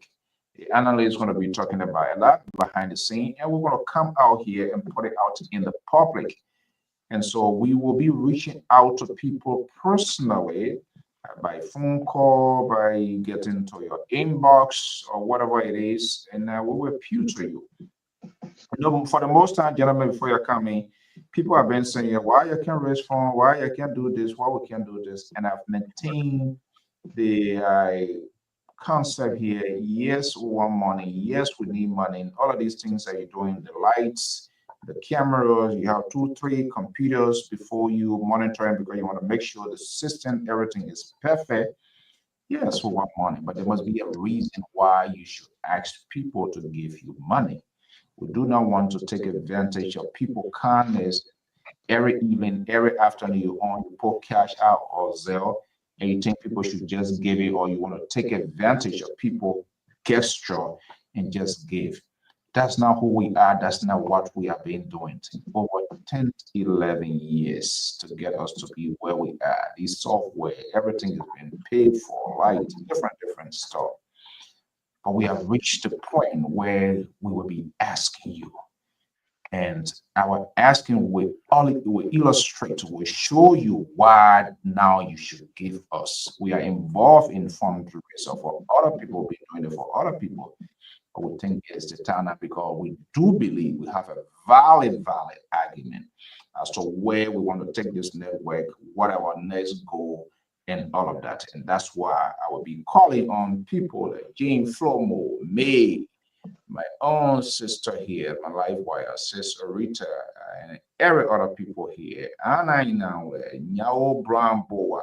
We say, all of you, Jacob, and everybody here, the trouble man here, Breakable. Breakable, I guess he's gonna be our one big donor here.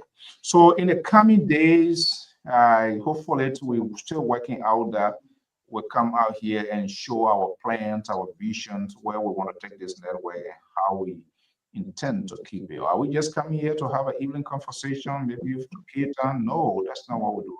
Now, see the conversation here tonight. It was very informative, very rewarding. And if you look at the history of our country, where we have come from as a people, as a nation, it's much being done to address these issues. Or people just put it under the rug and they think that everything's going to be okay. This is the examiner. Jerry Bacon is here. Dr. John Malley is the most independent voices on this network. Yeah, let's see how you square out before we go. Gentlemen, good evening. Happy Sunday. Yes. Good evening. Happy pre-Easter and Palm Sunday. He tried to be, he want to be nice now by calling Easter, Palm, this and that, and that. Make it. Please, we know who you are. And so even call Jerusalem New Year, it still can't even help you, my friend. You don't have to go there with us.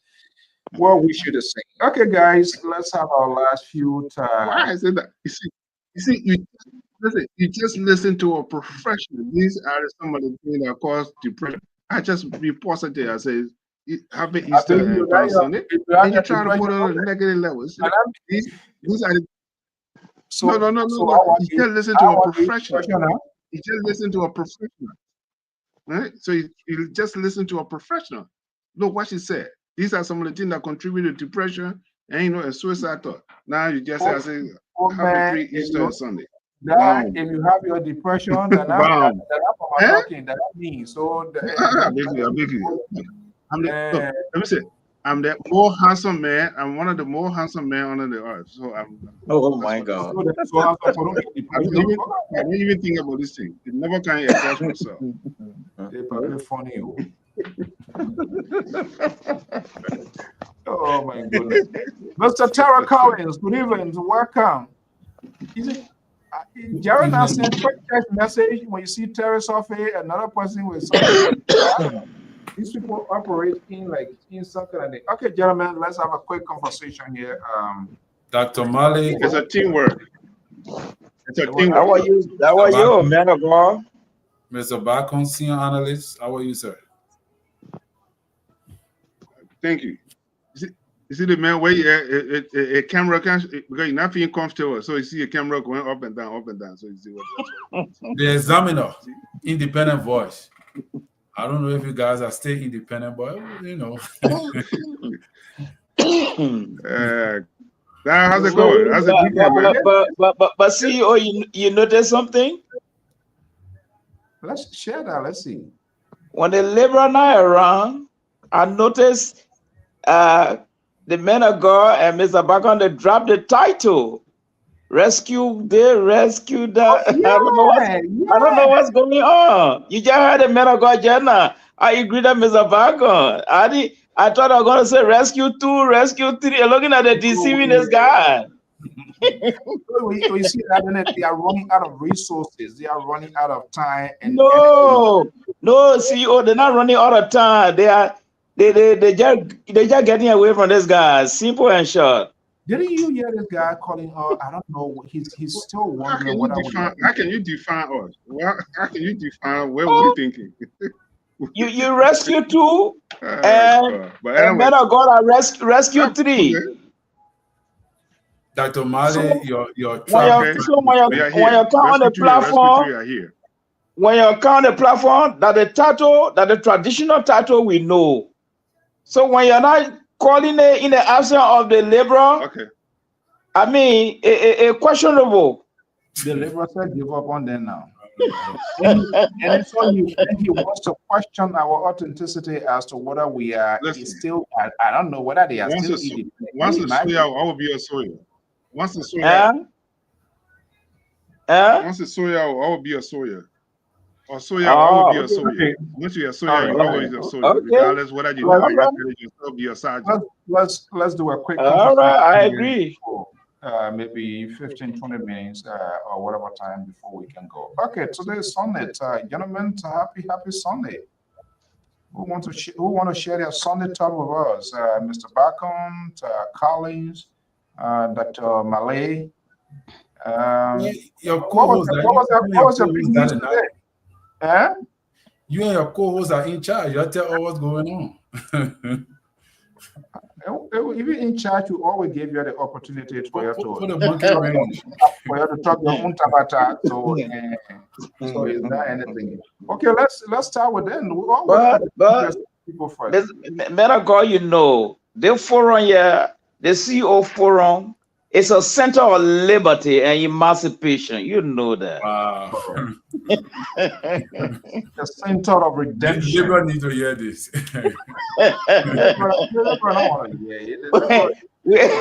We are not talking about the other side that has the center of imprisonment, court proceeding, and sentencing. We don't do that yet. Wow. Japanese food and all of that, but tonight the chief judge is absent. Okay, guys, let's get to the point here quickly. Today is first Sunday. Today is first Sunday. So it's a good day. First Sunday of the month. Our tradition. Every first Sunday. Everybody will wear the last coat suit, will wear the last something to go to because it's first Sunday. So I'm not going to come here today or this evening. Matter of fact, I had a good day and nobody going to destroy it. So I'm here to talk something very tangible. What I liberal here, liberal is not here today, first Sunday. Thank you. Okay. Tell us a good day that you had. But anyway, let's take a little drive around the airport issue. I read in the Liberian Investigator newspaper that the president is furious, he's angry, and he's calling for thorough investigation.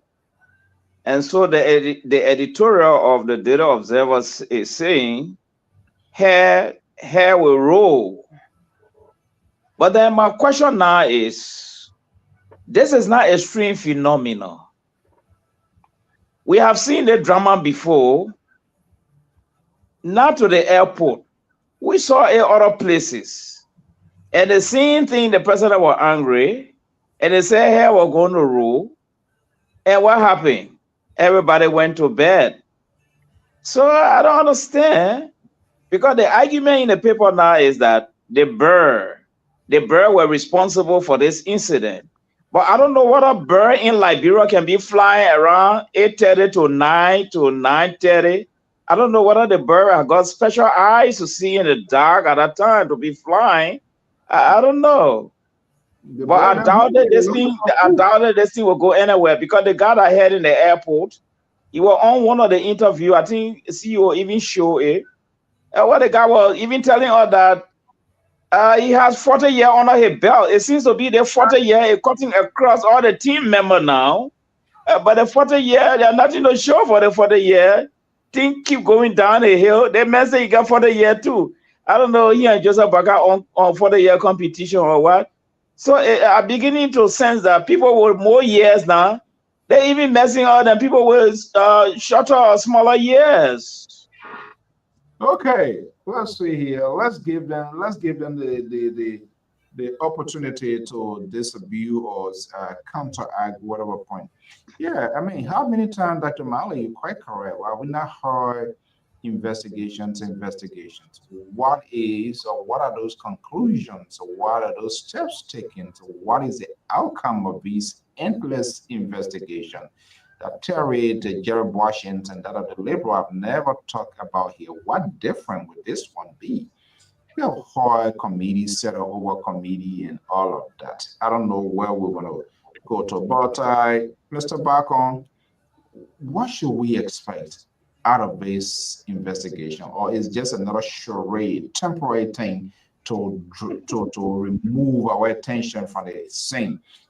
How many times this president and you guys fear? How many times have we now heard it?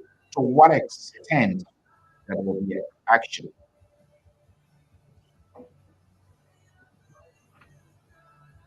You know, today is Sunday. And maybe I will not get a Bible verse out of my head. Since today, first Sunday, the loud word Jesus said on the cross, he said, Father, forgive them for that. They didn't know what they are doing. So that is the answer to your question. It may have the presidency have taken a leadership. Spiritual now. You want to grab no, hold on, sir. Hold on.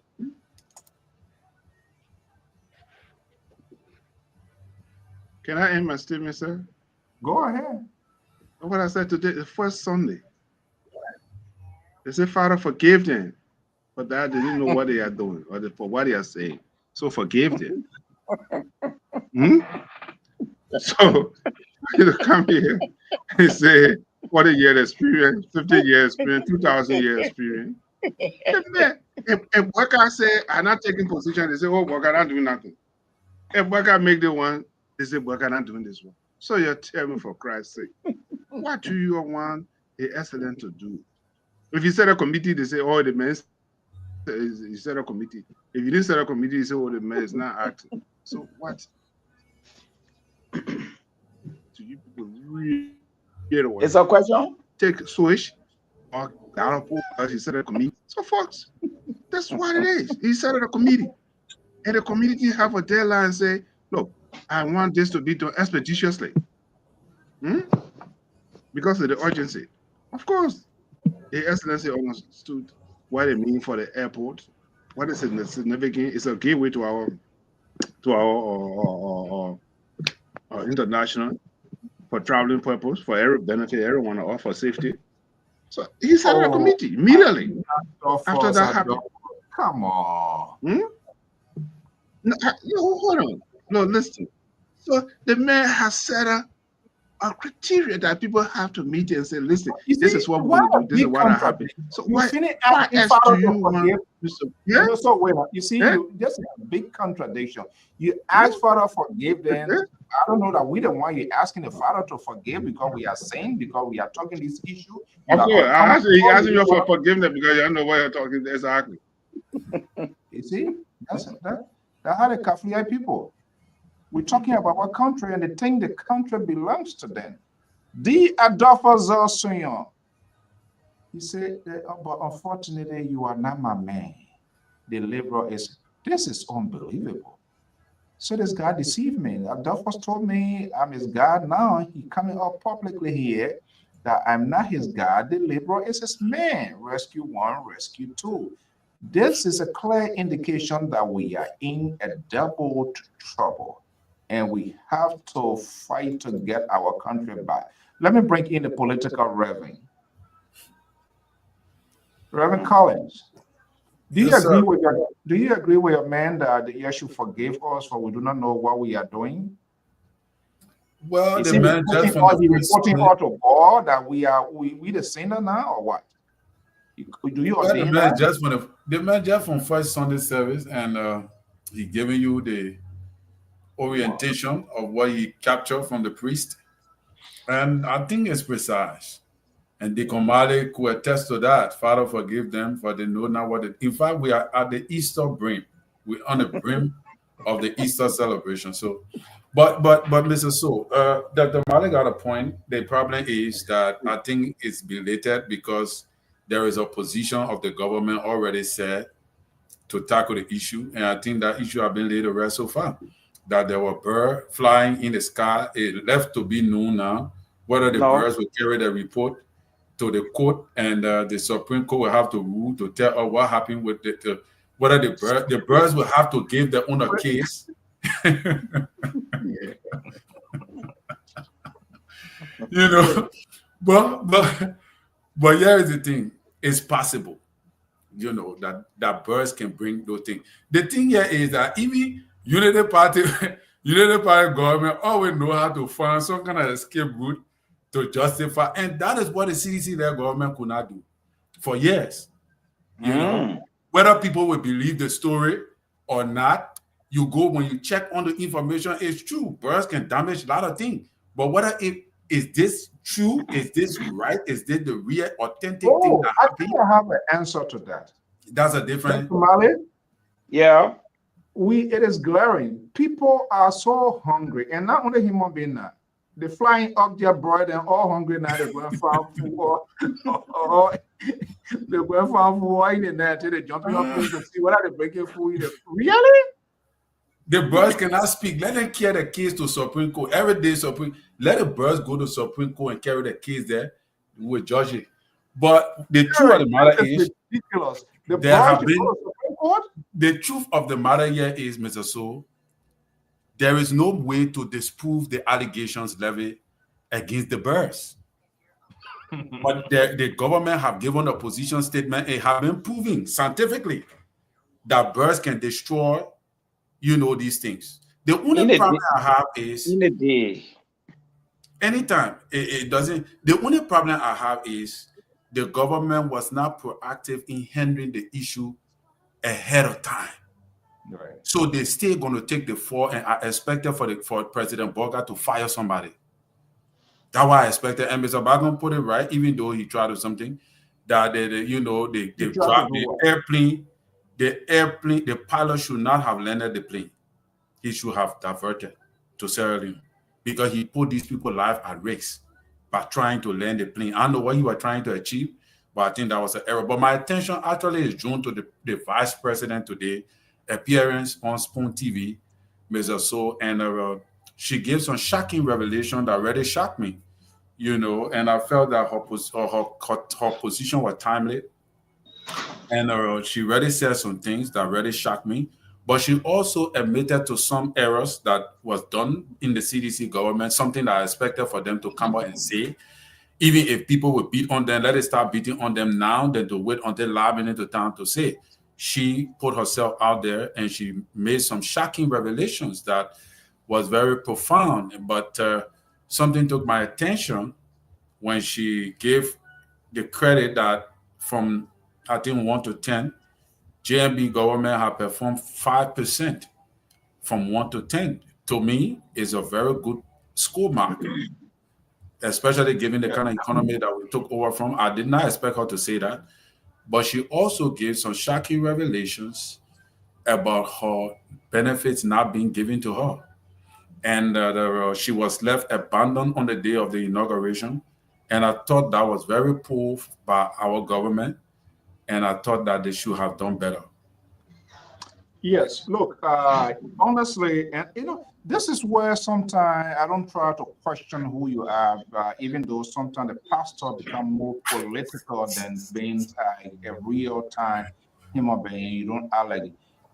The interview was great. I think it was an opportunity, and Joy Howard Taylor is a very smart politician. Right. And what the CDC missed was they didn't really capitalize on the smartness, how powerful this lady. I had an opportunity to sit with her during one of my trips in Liberia.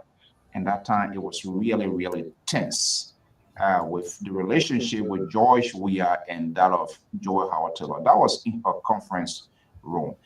And it was unusual for a sitting vice president who was the number two person in the country. That is a high profile political position. But at that time, it was muddy, it was nasty, it was ugly. And to sit with a vice president, and the vice president, she looks in my face and said that she never wanted to discuss anything that has to do with politics. That was profound. That was unusual. And I repeatedly asked her, Madam Vice President, and we talk politics. You are the number two person. In the event the president is incapacitated, you will steer the affairs of and then Madam said, Mr. So, I do not want to talk politics. At this point in time, another day we can have it. And remember at that time, literally, it was the time it was really terrible with she and George Weah, where a lot of things were ongoing. They wanted to leave in, but more or less she was focusing on her foundations or advocacy for young people. But I should reveal some profound thing here. You remember the other day I said here, it's going to be quite interesting. It's like, I don't know whether it's a coincidence or the strategy now of the Spoon Network, whether they are shifting gear. I try to do it to balance, but to bring in a prime time with a former chief of staff to the former president, and now the former vice president, and having this sort of national conversation. But I think what it did, and you're quite correct, but I want Jerry Bacon to speak to that. That the first vice president was left vulnerable. Whether they were in charge, there's a team that were coordinating. And once that command comes where the shift took place, it is the responsibility. This also speaks to the volume how divisive this woman is. And she spoke to that. She didn't help back. You can whack your heads, you can shake your head whatever way you want to shake. We will tell you people the truth that needs to be true because it is about the country. Joseph Boyka cannot tell us that this was just done by, and we'll put it, we blame George Weah, everything that went on under the watch of George Weah. We will blame this president until this president began to take some proactive, decisive decision as the head of the country. For Sam Gay, that would just shift. And that's what I did with Fanati Kofa. So who knows? It's the same thing that is being crossing over, that they will leave abandon the vice president. Was she told that, okay, we will take all the cars from you today, you have to go in Makaya. That was an official ceremony. How would one feel that if this vice president had not gone to the inauguration? This is not decency, folks. We gotta be honest. Let me hear Jerry Bacon. Look at your co-host. Because you're talking Tabata, you're yawning because it made no sense. That's why you're yawning. Yeah? Oh, Right, yeah. This is your co-host. The man yawning. Because you talking, it made the no co-host sense. tired, man. The co-host was a co-host. So let me move Oh, on. no, you see? the co-host is disturbed on why he thought Listen, your co-host is falling asleep. Your co-hosts are falling asleep. You're yawning already. So you see, so that's what it is. He's trying to avoid. He's trying to avoid to what I just speak to again. Can you speak to what I said? No, see, listen, friend. Listen, because you're talking Tabata so that one way your co-host. But anyway, let me come to your question. I just wanted to, see what your co-host were doing. You were yawning. But Oh my God. listen, political wise, all these things are made available where the range turning over from another government to another government. Okay. Once that, when the president raises his right hand and say, "I do solemnly swear to protect and defend the Constitution of the Republic of Liberia," so help you God, the government have been officially turned over. As the outgoing president, is the outgoing president from the ceremony. He didn't pay attention to his vice president, left the woman standing on the place and went straight to the airport and go yada in France. Yeah? Eh? You tell me, is that happening? It's not true? Am I lying? You as the president, the second in command, ceremonially, you see it in this country. As the other president lead, the vice president follow, and the former vice president, the president follow that lead. It's a ceremonial something. What you did? You left your vice president on the field. Don't go live your father. Then you want to blame Mr. Browne-Kaine, Your Excellency. The vice president came to see you, spent 8 hours waiting for you. You're the president. For Christ's sake. Are you serious? And you want to put on Browne-Kaine administration? Why are you not speaking real, to what why are you not addressing the question? Why are you not addressing? No, listen, man. Listen. You're trying to change the shit. No. I'm going to see George. We are waiting. I'm talking. See, listen. You ask me a question. What Baka was responsible to say to provide, or they were in charge. They were responsible. They were turning over. You are responsible to make sure your vice president, your secretary, how you call it, minister of foreign affairs, everybody is well secured. These are all protocol to make it turning over. So you left your vice president standing. They give for the security. You went home. It's not because of what it is, but these are issues. This is what happened. Because if you handle your government right, that's what it. The Liberian people say, you know what, you don't keep people handling the affair of the government, so that's the reward he got, and they kick him out. Period. This is so ridiculous. This is coming out of you because you're not addressing the question, you're avoiding it, you're doing it on purpose because you just simply do not have an answer. What I Joy Howard want to see George Weah and she waited 10-15 hours. That was not the basis of my question. I asked a question. Terry had a ghost. Terry frowned on that. Terry rejected that. Terry denounced that. But you're not even looking in the eyes of the camera to say what they did was wrong. But instead, listen, where's the camera? Put the camera on me. Put the camera on me. Put the camera on me.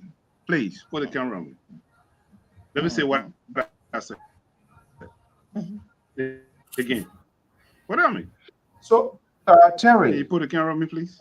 You listen to Mr. Browne-Kaine. Are you surprised of what is coming from out of him? Well, that's his opinion. How long can you live and be in a call with these guys with this sort of divisive comments, things coming from that, and you continue to hang up with that? Well, that's Mr. Browne-Kaine's opinion, and Mr. Browne-Kaine probably, I expect him to really speak to that issue very wisely because he's a security analyst, he's a security guy, and when the inauguration is on and the president once the former president turn over to the now president, protocol changes automatically. So it is now the president the non-president responsibility to take care of both the former president and the vice president because they, like Jeremiah Kuhn said, they have become common citizens. even though I don't agree with that. But their leadership, their authority have been neutralized automatically once that president is swear in and the oath is given to him on the day of inauguration. The former president and the vice president role is neutralized. Their safety becomes his responsibility. And I know you know that. So if anything goes wrong with any one of them, it's not the former president will be held responsible. It's the president now will be held responsible. And the reason why I frown on it is because whether you like it or not, Joel Howard Taylor's name will be in the history book for prosperity tomorrow. Whether we like these people or not, they are former president and former vice president of your country. Their name will go in history book for prosperity, for posterity. You have to protect them, And so I don't want to give excuse for our government. I think they did not perform well in that regard. If it is true, because we have not heard the government position yet. So if it is true, then that was poor of them. And if she still have not been able to get her benefits, that is also not a good look on our government. We came to power on the mantra of being a more responsible government to handle these kind of things. So I saw a picture where she was sitting under the tree. If that is true, that is not a professional way of approach. And I hope that they address it as soon as possible. Because this vice president, we should also understand, she was a former senator. She was a former wife of a former president. Her legacy, she's a legacy material. She's not just an ordinary person right now in the society. So we got to take her like a chicken egg. More to that, she's a woman. She's a female. And I love her position today in regards to the way she expressed. Like some of the same thing I was saying the last time with Eugene Nambe going fast to say, oh, yeah, Senator Waterspoon was very smart. He reiterated the question over and over to her.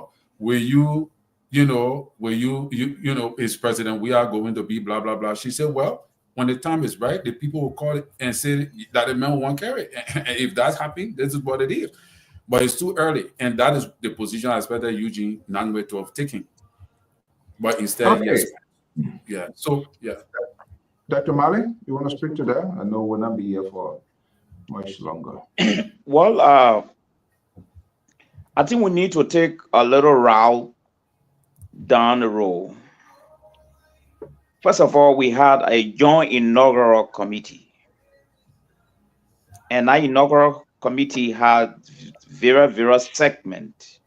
And one of the segments was to invite people. And so I will be surprised why a sitting joint committee could not invite the vice president. That was wrong. But I think I will also get His Excellency leg star into this one. As Colin said, by the time the oath is taken, the contract is over. And indeed, the contract was over. But before the contract, what happened to the joint inauguration committee that were responsible to invite people? We'll have to begin from there. And with the issue of the pension, least we forget, even Joseph Boakai was crying behind Joe Weah for playing with a pension, a benefit. But yes, he sounded an alarm on that. That's true on that one. Yes. And even Joe Weah did not comment. So looking at when it comes to the money issue, it's a serious business. So what she's saying is true. But as Colin said, she's a female. She needs some special treatment. And but you will agree with me, when before Joseph Boakai won, there was lukewarm relationship between Joe Weah and this vice president. Yeah, there were so many different type of story coming from that camp. And so, President Weah, he one person, from my own analysis, he keeps things on his chest And I don't know why a president should operate like that, you know. And it seems to be His Excellency even get the traces in him too. When he went for the funeral, to talk to somebody was a problem. And even he wouldn't associate himself with the former president Salif. You see, we can't work like this. Running this country is not a private thing. You are working for the people and the Republic of Liberia. So are you people dragging your differences into our society? Then we become the victim. But if a man is telling us he has 40 years of experience, and we consider him to be the godfather and the doyen of this society, we don't expect him to be behaving like that. No, we expect him to be calling all the children on board, talking to them. We expect him to reach out. As far as I'm concerned, Joe is a young man. So, and His Excellency Joseph Boakai, as Liberal always said, he possesses that fatherly quality in Liberia. So we expect him to reach out, you know, to people he older them or people like Joe you know, reach out to these people because they still need to tap into your wisdom.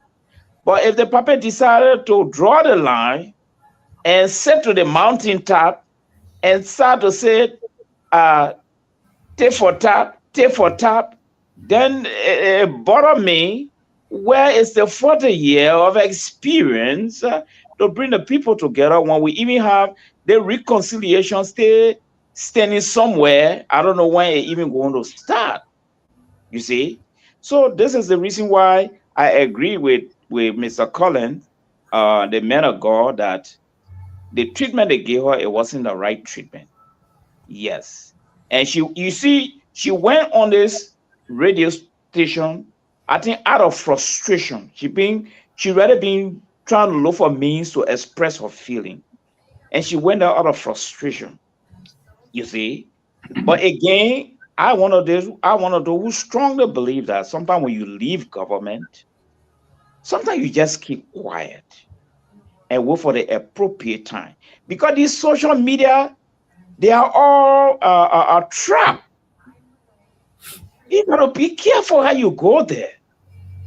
You see, sometimes you go there, that can be the end of your whole political head, your whole political career. Okay. So going on our social media today, I don't think it was appropriate as a vice president. She should have just kept quiet or maybe find time to meet with Joseph Boakai. You know, one thing I like about President Boakai, despite all his maneuvering, he got a passionate mind. He will all want to listen to people. He will all want to sit down and talk with you.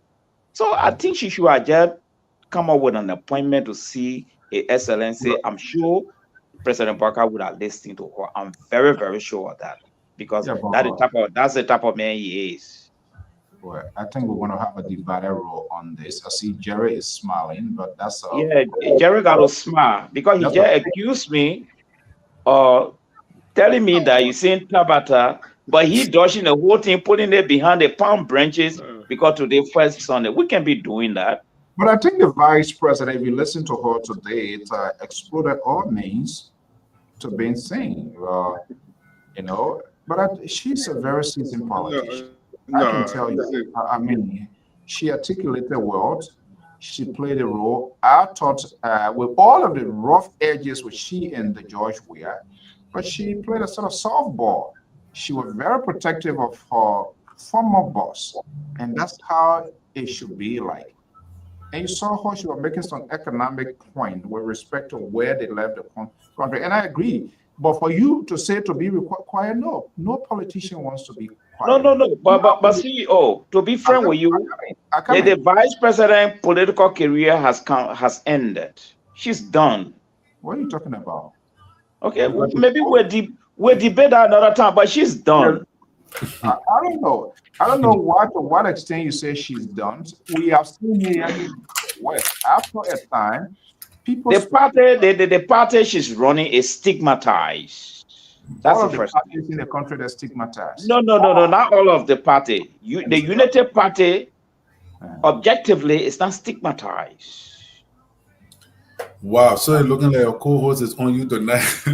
No, no. See, there is no record that the United Party were party to the killing of the 250,000 people in our country. Except I stand to be corrected. That's not just auto aid. There are a lot of things. No. We are talking about the most important. Well, I think everything that took place in that country, they are all important. But let me just make my point, and then I'll bring Mr. Park on to speak to that. But except that there's a rumor during the election that His Excellency President Browne-Kaine were a party to the RUF in Sierra Leone. That rumor was around. I don't have the evidence. That's not what I'm going to. I'm not going to dwell into this thing yet. But what I'm saying, there is always an untold story. And usually leaders, when they leave the Oval Office, they do a memoir, they tell people what happened. Joseph Boyka have never even done that. We don't know what happens with he and Ellen Johnson selling executive mansion. Yes, you saw her making a point here today. It's the provision in the Constitution that the vice president more there is to support. But she also draw the contrast that she was not going to be a quiet person. She spoke out indirectly with the disagreement, how she was mistreated or how she felt, even with her boss. It was glaring. It was out there to the extent that this vice president almost resigned. It was only the Christian community and other people fought into it. That's when it gone. But what I'm saying here is, it is always good for the politicians when they leave office to tell their story. And she was actually looking for the perfect venue to get that done. And that's what she did today. So this brings the question into mind. What is SPON? I know transparency, all of these things, but it's one of the chief architects of bringing Joseph Boycott to administration. So what is the rationale now to give a prime time slot to people of the opposition of the government that you supported just yesterday? Is there some sort of discontent? Is there some sort of disagreement that you think now they are coming back to do a damage control, to explain, to provide all of these explanations? Just how many, 2 days ago? The chief of staff to the president, Len Eugene Abe, was there during the contrast, making all of these things. We saw the vice president, the former vice president appearing, giving their version, making the case you came to rescue, but you are doing more than what it should be done. So this is quite interesting. It's a clear indication that the 2029 field is open and anything can wait. But what she didn't point out today, and I thought that could have been pushed. I know there was a little regret. She didn't say it out, but I listened to her tone. Their inability, CDC inability to maintain, to hold the coalition. You heard her saying that, which Prince Johnson, they had no business. They should have done everything possibly they can to hold that coalition, but they do not have that political will, and people are doing their own thing here. Jared Barcon, let me just bring you in here a little bit here. You've been listening, and I know you're going to flip up again as usual. But Terry, you heard Terry. Is Terry on point with his argument with respect? For you to come here to tell us the president, vice president want to see a president with a 7-hour, 8-hour, that's ridiculous. That was not the substance of our conversation.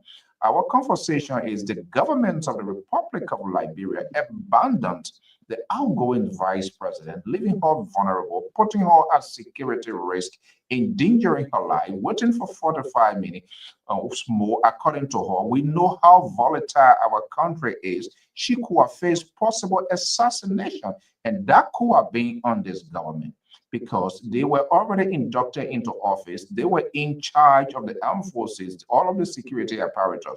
If there were anything to that day, the instruction will come from President Joseph Newman Boyka, not George Weah, not Joy Howard Taylor. For you to come here and bring back those old wounds that have nothing to do with what we are talking about here is just a clear indication how divisive and you guys are not willing to reconcile. Have your day. See, let me say this to you. I agree with Terry in another sense at some point, and I also agree with Dr. Miller. Oh, you don't agree with me? At one point, you put up a security heart, and Do you agree with me too? responsibility. There was a collapse. Let's be realistic. It's a collapse of the security. Wow. There was some collapse. But Dr. Miller said the committee, there's a joint committee that the outgoing government and the incoming government working in unison to make sure that these things are executed. And there was a collapse. There was a mistake made, and which it was not right to leave the vice president, as she has said. It is true that anyone this what they apologize? did, it was wrong. Anybody express remorse to the vice president? No, listen. I am saying that's what happened. There was a collapse of the security because before this thing go in, there's a plan in place. Here is the responsibility of the outgoing president. These are the detail, the entire detail, the vice president, the president, the Senate, everybody have the detail plan. So somebody dropped the ball somewhere. Somebody dropped the ball somewhere. This guy is trying to find a scapegoat into this whole thing. Gary Barker, don't do this to us. The ball dropped somewhere. Trying to find I didn't know who dropped that ball. Who dropped? You tell us. You know that. Listen, I'm telling you from security perspective. I say I'm speaking from the security perspective, and this is what happened. Somebody dropped the ball. That's from That's a security detail. Security perspective. You're speaking from Boycott perspective. The president. Tell us who dropped the ball. President. You got 4 individuals that from perspective. You got one vice president, you got the incoming vice president. So that 4 details beside the other dignitary that came to for the occasion. So all the things that should have been put in place. What the execution? Somebody dropped the ball somewhere. I'm not going to sugarcoat it when the ball is dropped. I'm going to be honest. Who dropped the ball? Who drops the ball? But like I said, the security dropped the ball. It's not the president. Say the president is coming in. The dead people are turning over, and somebody dropped the ball because it was joint security. Is that we are security? Listen. The security doesn't mean we have security or no. We don't, sir. See, that's the thing you always say. Oh, talk about government or talk about security or dual security or tailored security. You go around all about former president. No, there's a joint security operation. It's such an occasion. It's very tense, and people work over, and people made mistakes, and there was a bad mistake that was made. That's what I'm talking right now. On the security, somebody dropped the ball. That's what I am saying.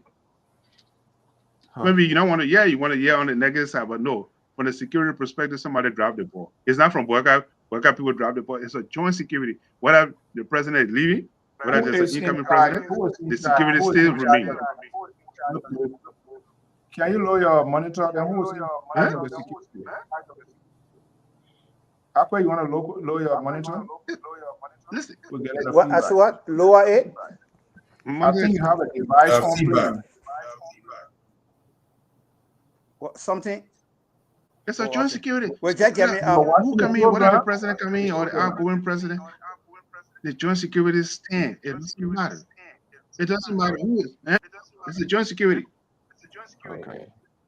Mr. Bacon is unwilling to answer to address my question fully as it should be. And I understand when you find yourself in a very tight position, you pivot 360 degrees, and that's exactly what you are doing. There's a feedback.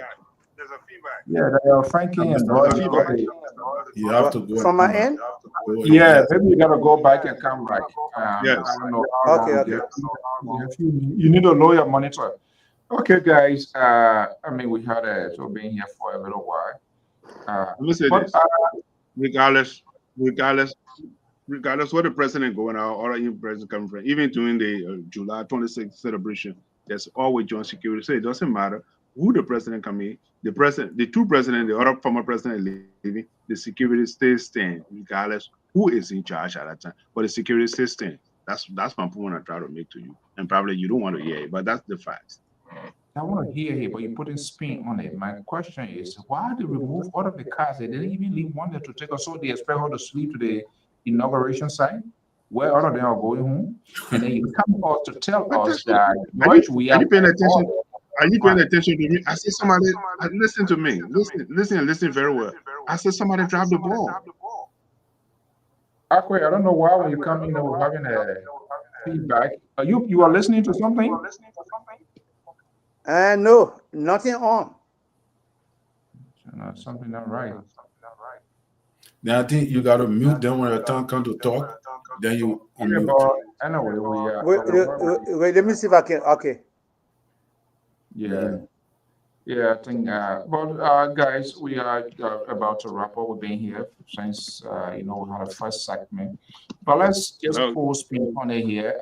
What do we anticipate? The Supreme Court decision is coming down. The Vice President touched on that a little bit. What should we expect this week? All with the unexpected, right? We gotta go. It's 9:44.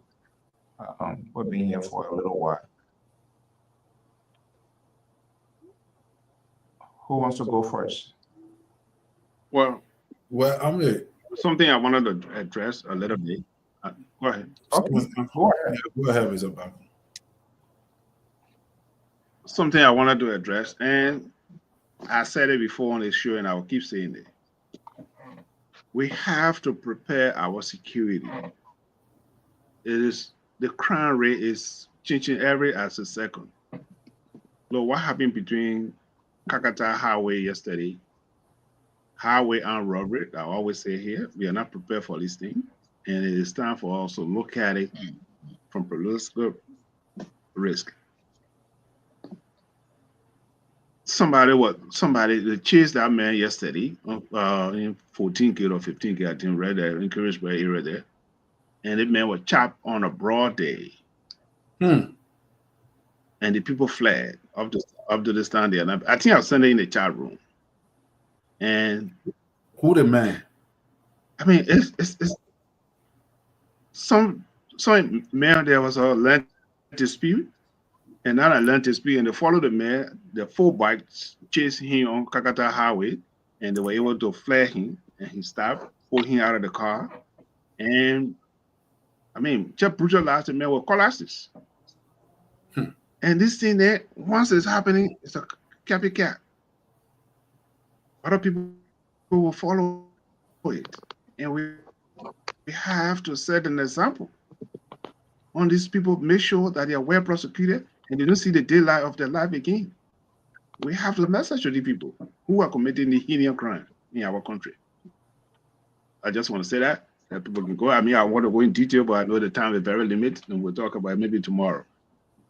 Yeah, absolutely. Okay, Dr. Mali, what are we going with? Yes, the issue that Mr. Barkon just raised is a very serious issue. But I don't want to be surprised. When you have a government that don't have total control over the management of the government, these are some of the outcomes. We keep talking about the issue of culture of impunity. We said the international committee was able to make money available to Helen Johnson Sirleaf to rehabilitate, demobilize these 16,000 rebels, and people just went and play with these things. And like what Mr. Barker saying, things going to be very serious in our country. Time is coming when people will start hijacking cars between Kakata and Morovia, Banga and Sani Kwele. Time is coming, it's going to happen. There's no job for the kids. No job, they're just roaming around. The few that have the opportunity to ride bike to get a daily bread, the intern, they're turning around. But Liberia is not safe until we put the kids under control. we will continue to experience some serious thing in our country, to the point where they were even overwhelmed the capacity of our police force. We are moving to that point gradually. In Rwanda, after the peace talk, the first priority the president put in place was to address the ex-fighter issue. I'm telling you. And it came to a point where there were compulsory education, compulsory vocational classes, things were just compulsory for that particular population. And today, at least you will not have the means to put all of them under control. But today, Rwanda is very peaceful. That group stayed there. They didn't deal with all of them, but at least they went to some extent, you see. But we're looking at our society to be a normal society, and it's just okay. It's not okay. Because when the children start hijacking people, going in the interior, start hijacking people because they're hungry, no job, no this, it's going to be very serious. And that can undermine our ability to invite investors in our country. You see? So the cultural impunity, I noticed, is not being addressed fully. And it's going to undermine the security of that country there. Okay. What I know, Mr. Akwe, you want to speak down. We kind of wrapping up, been here for a little while, but I think you still have fish to fry in this here, just in case. Anything you want to pick up from your end? Well, is this Yeah, so rescue for? yeah, so Mr. So and Dada Mare, you can look at an isolated event or few, events in the country and sum up that Oh, really? things in the country. Okay. Yeah, yeah, isolated event and sum up that the country is abnormal. I wouldn't want to, dive into that. We have a well-structured government on the ground. That is, doing things definitely. Though there may be some very serious challenges, but yes, and the government is on the ground and doing the work, of course, of the Liberian people amidst many challenges. Mr. So, I guess you earlier stated, what do we hope to hear from the Supreme Court? And I technically do not feel that we're going to hear anything new from the Supreme Court. The Supreme Court, has told you that there's no law bounding majority members of the national legislature. That will compel them to sit on a phonetic kofa. So we don't want to see. I definitely anticipate that it's going to be a reiteration of what the court has said. That that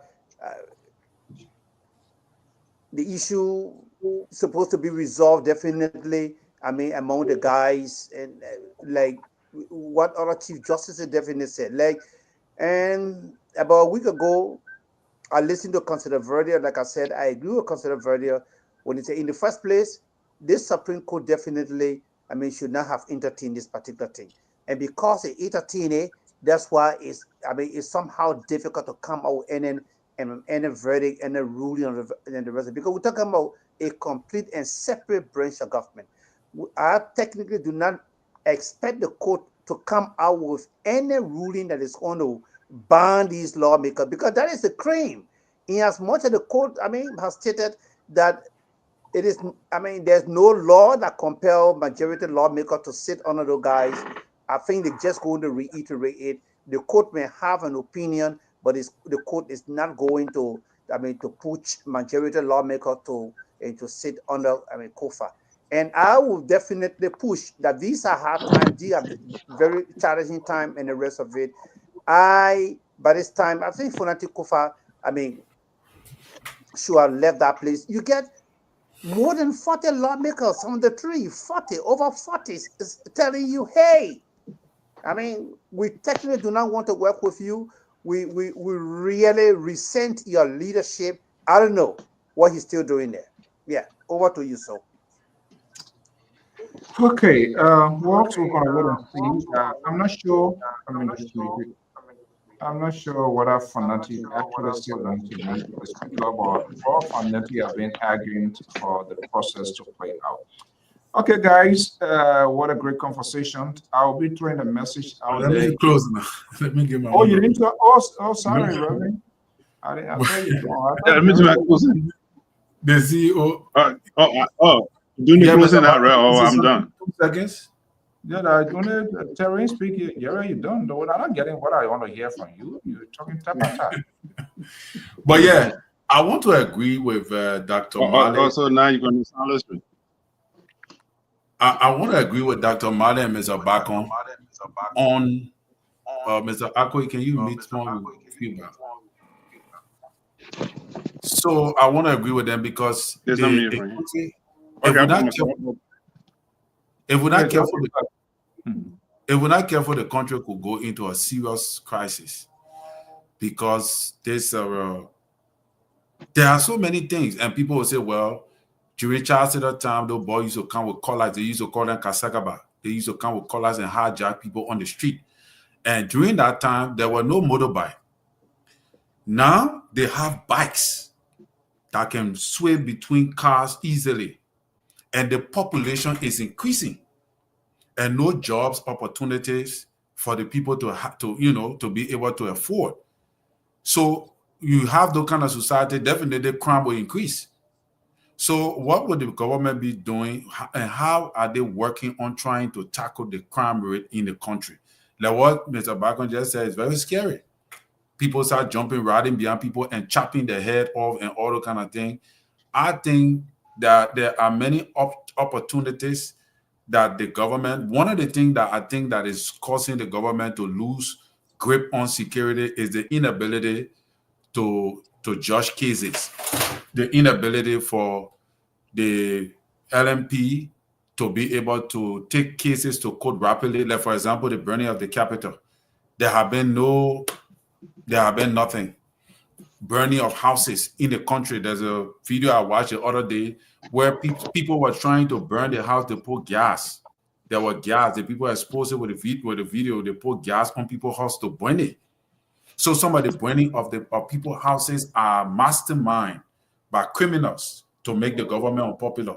So the security apparatus, once you are not able to bring people to justice rapidly, definitely the crime rate will start to increase because criminals will think that, the government is weak, the security apparatus is weak. When security apparatus are taking bribe underwater to allow for crimes to go on, definitely these things will happen. When the drugs continue to increase in the country and there is no way to curtail it, crime rate will increase.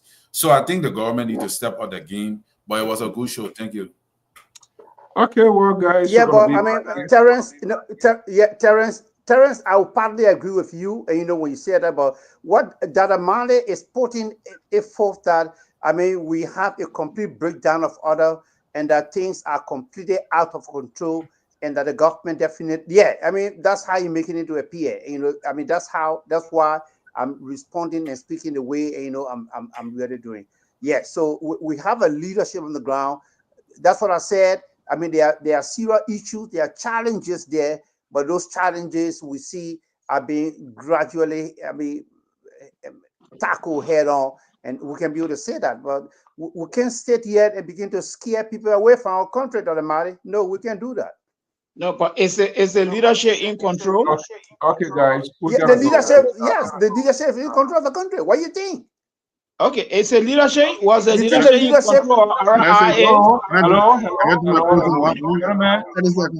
Yes, we have a leadership in control. We're gonna find time to have that. What do you think, Mr. Barker? That was say was a leadership in control RIA and they bring up they bring up more land somewhere else. And not only RIA, there's a leadership, I mean, in control across the length and breadth of the country and across the 15 political subdivisions of the country. Are there challenges in the country? Of course, yes, we can admit that. Yeah, but are there, steps taken we to tackle those challenges? Yeah, we should not also shy away from that.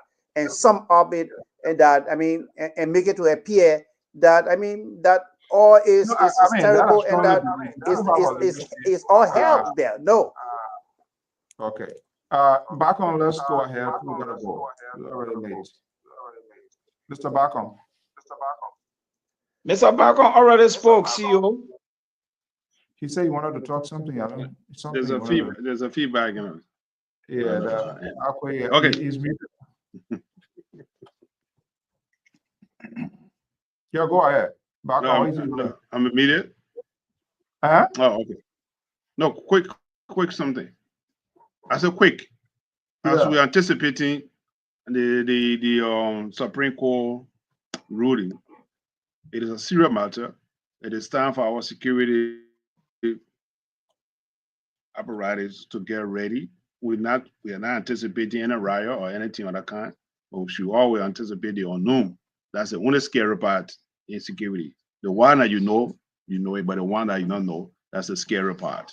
So I hope that we are anticipating of the Supreme Court ruling, and let's get ready. I mean, I'm not saying something gonna happen, but always good to get ready in case of any eventuality to be able to respond to this thing as soon as possible, rather than the damage should be done. Thank you.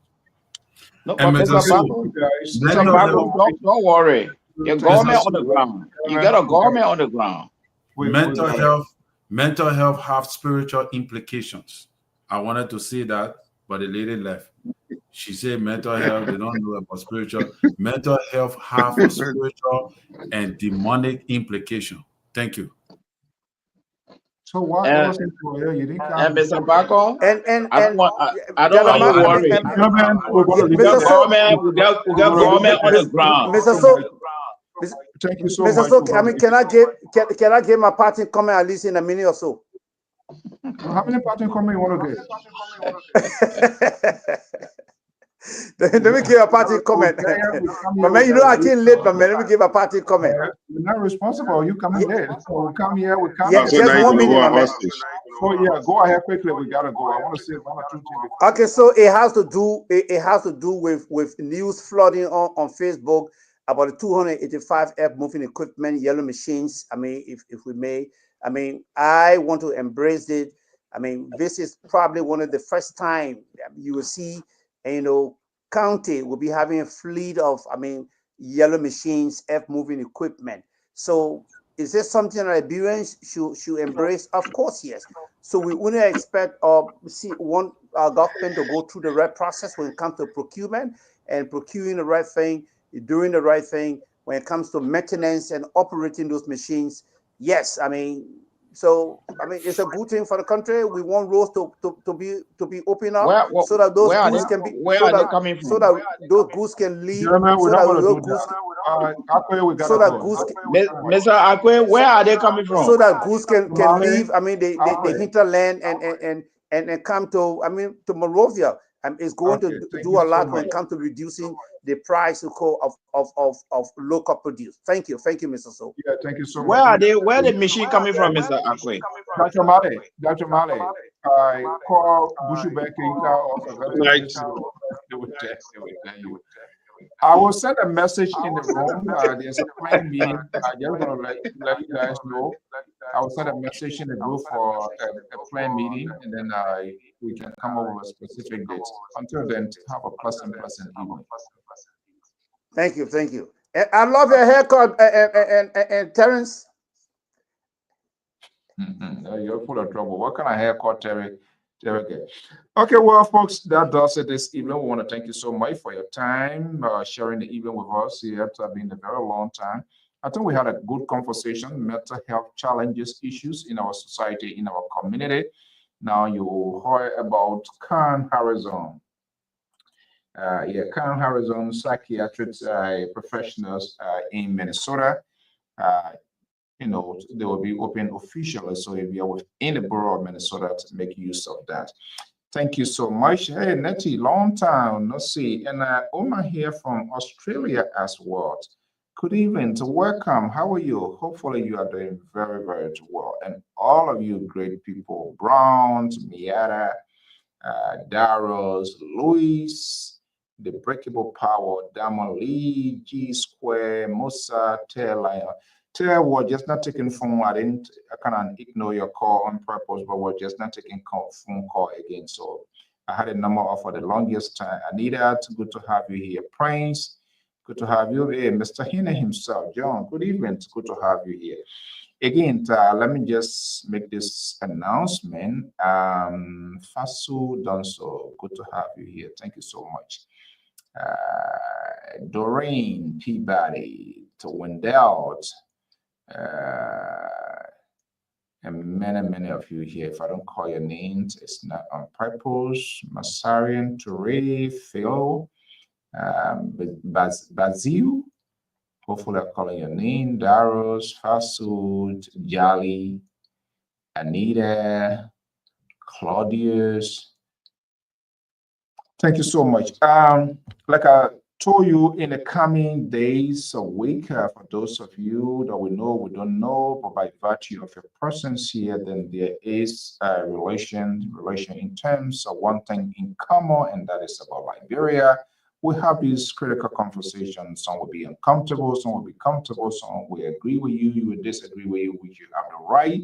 But the best bet is we always have these conversations in the context of civility, which is so much important.